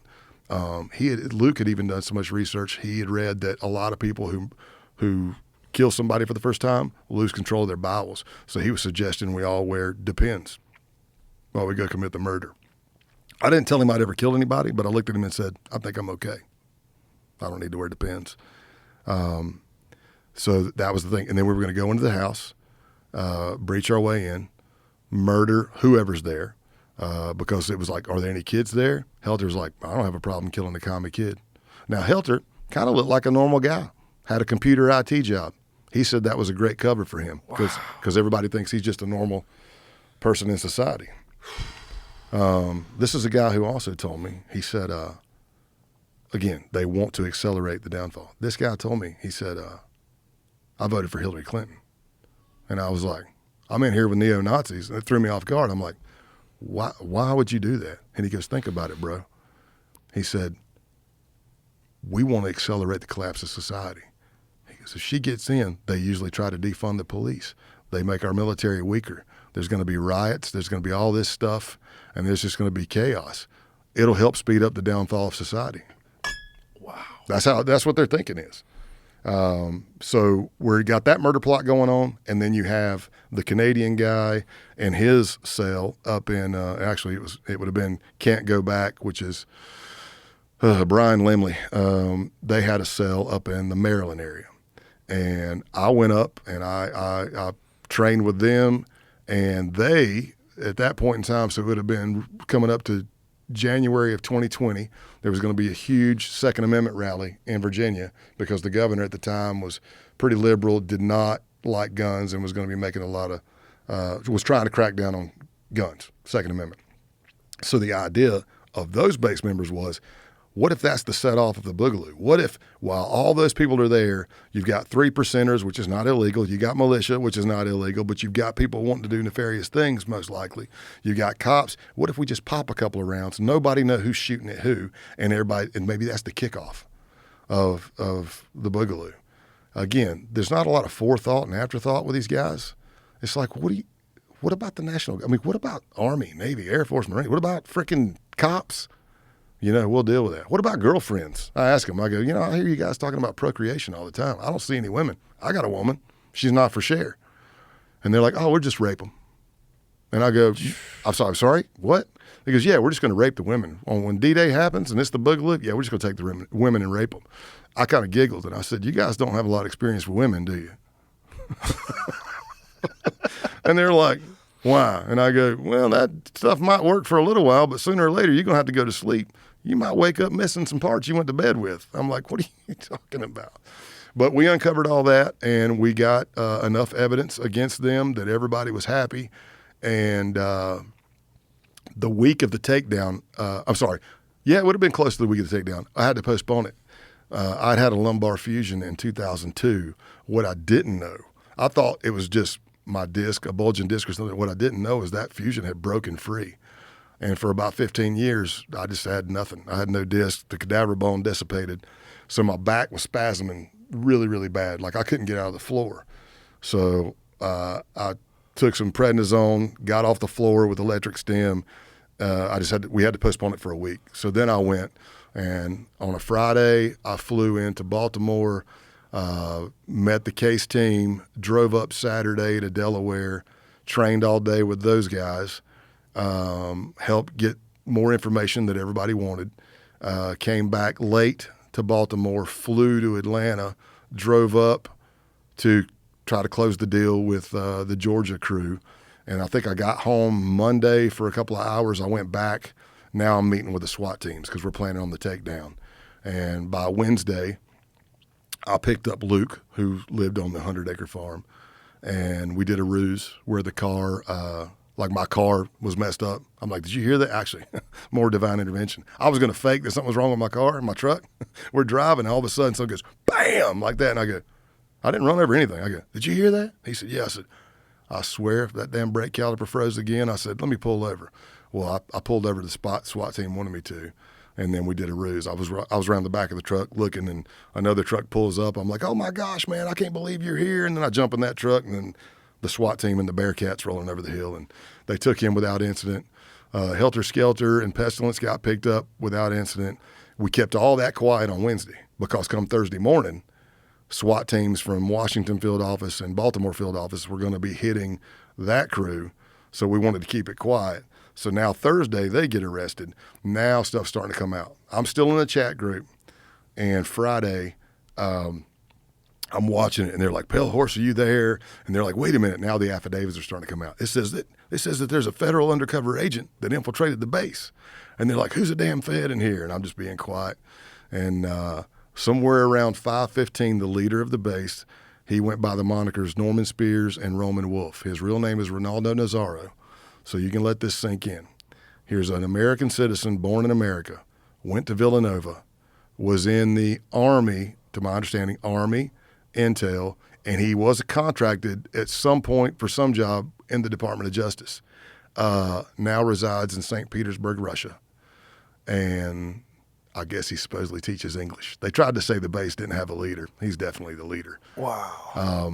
And has a Russian family. So you can do your own speculation there. I'm not working that case anymore. How fucking crazy. Right? What was his red pill moment? Because clearly, if you look at his history, he was kind of on the liberal side. Something happened somewhere.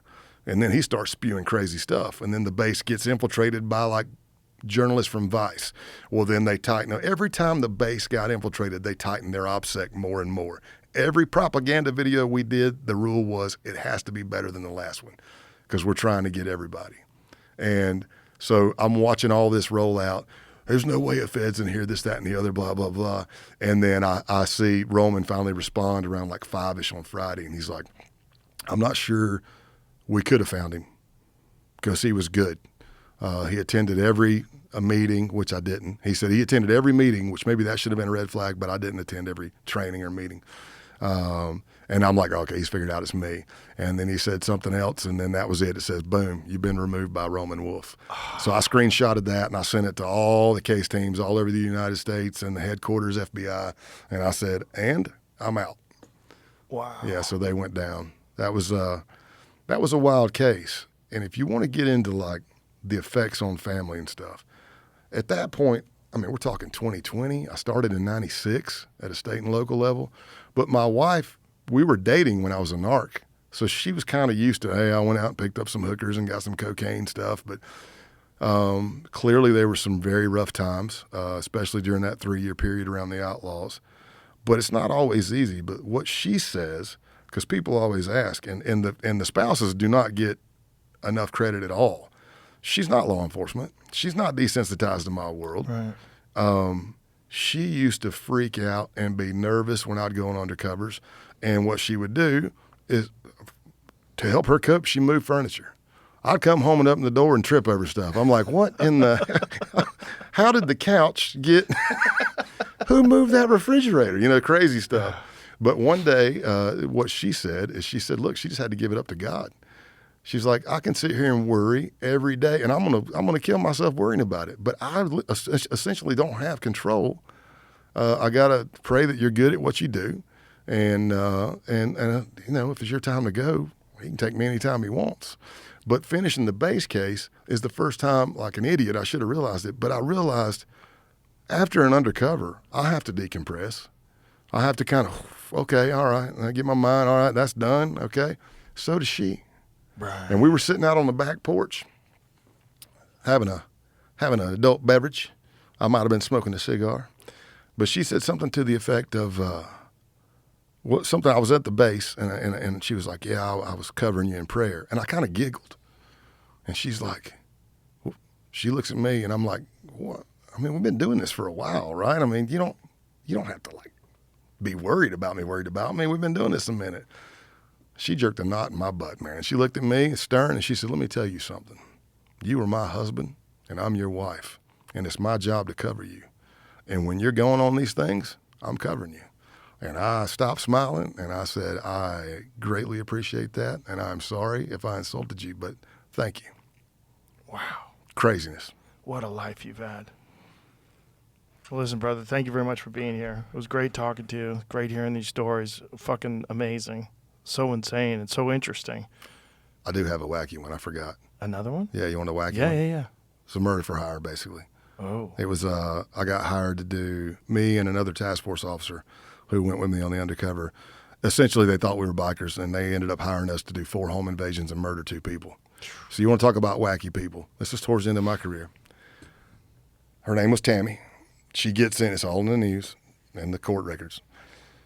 We go and we meet the husband. We thought the husband was the one wanting to get us. And we were like off a dirt road. It's pretty rough, man. Like walking up to the place, I'm like, hey man, watch out, sharp object, TB, MRSA, Right, Hep C, right. Yeah. you know. So we meet him and he's like, oh, that's really not my plan. It's my old lady's plan. I go, where's your old lady? Well, she's asleep. Are you going to wake her up? You want me to?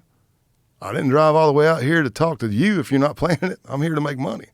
So we pick her up. She comes out, gets in the truck. We start driving around looking at these locations of where they wanted it because they knew some people that were dealing dope. They had the ends on where the guns and the money were, so they thought. And they wanted us to do the home invasions and kill them. But while we're riding around, she says, if you need somebody tortured, I'm really good in torture. I love torture. I'm driving.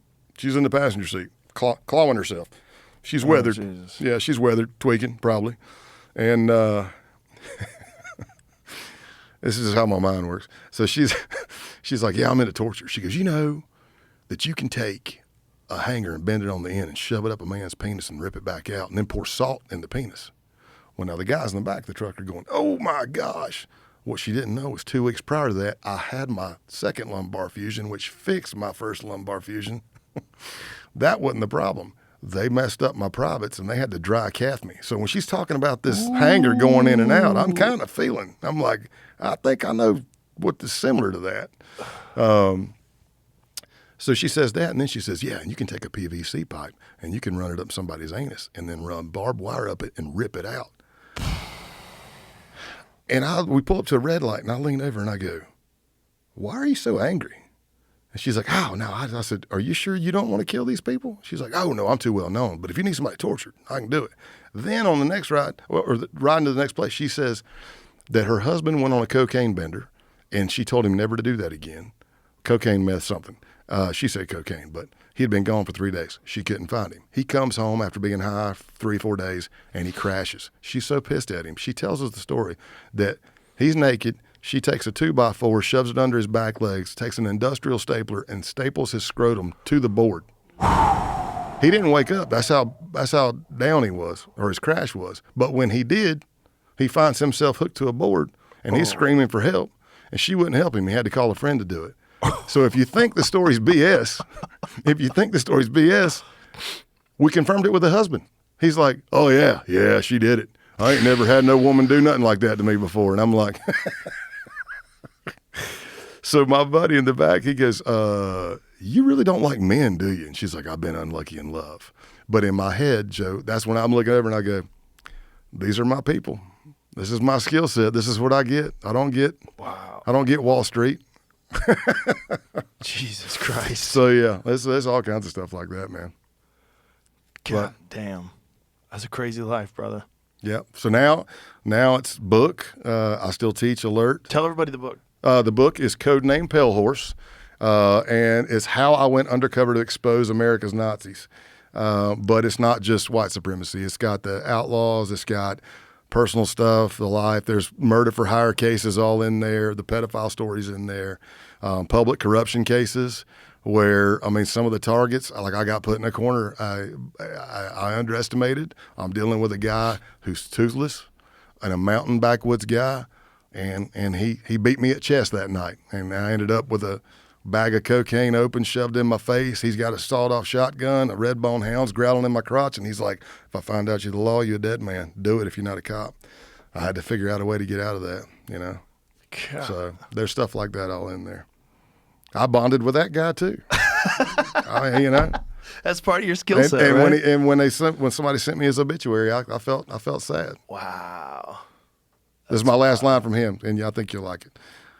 These are some of the people you deal with. He said, now, Scott, I'm going to speed it up because he was on pills a lot, and he drank all day and did cocaine all day. So it was a constant battle of being pickled.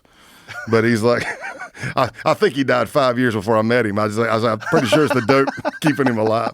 I think he died. He just didn't know it yet. But he would be like, now, Scott, you know I don't do cocaine anymore. And I'd go, I know, man. He goes, I used to do a boatload of it, but I don't do it anymore. I say, I know. And he poured cocaine in his hand and he goes, but this right here, that's just a bump. And I'm looking going, what? You just did cocaine. And he said, and you know, I don't sell cocaine anymore either. And I'd say, I know, man. He goes, I used to sell truckloads of it. I said, I know you don't do it. Now, but if you need them 5 ounces, I can get them for you for this much money. And I'm like, that's the kind of stuff, man. You got to find humor in that, but yeah. May he rest in peace. May he rest in peace. Well, thank you, Scott. Thank you for everything. That was a lot of fun. I Thank really you. Appreciate it. I appreciate you, man. And good luck on the book. I guarantee you it's going to sell like crazy. One more time, Jamie, throw that up there so everybody can take a look at it. There it is. Codename Pale Horse. It's available now. Did you do an audiobook? Yes, I'm sorry. Thank you for saying that. It's my voice. Thank you. Yeah, it's my voice. Thank you. That was something I was told I needed to say. Has to. I've no offense to the other peers of mine that have done books or just mentor or people that have done it before me, but if I click on it and I hear there I was in the basement, right. I'm like, what in the hell? No. That has to be your voice. So I read the book. And then we'll see what happens as far as TV and stuff like that someone's goes. going to want to do something. Yeah, for sure. I did. Again, the tactical stuff. I've been an armor on movie sets in Tennessee, and I actually did a cameo. I got one. In the movie world, I have 1 kill under my belt. All right.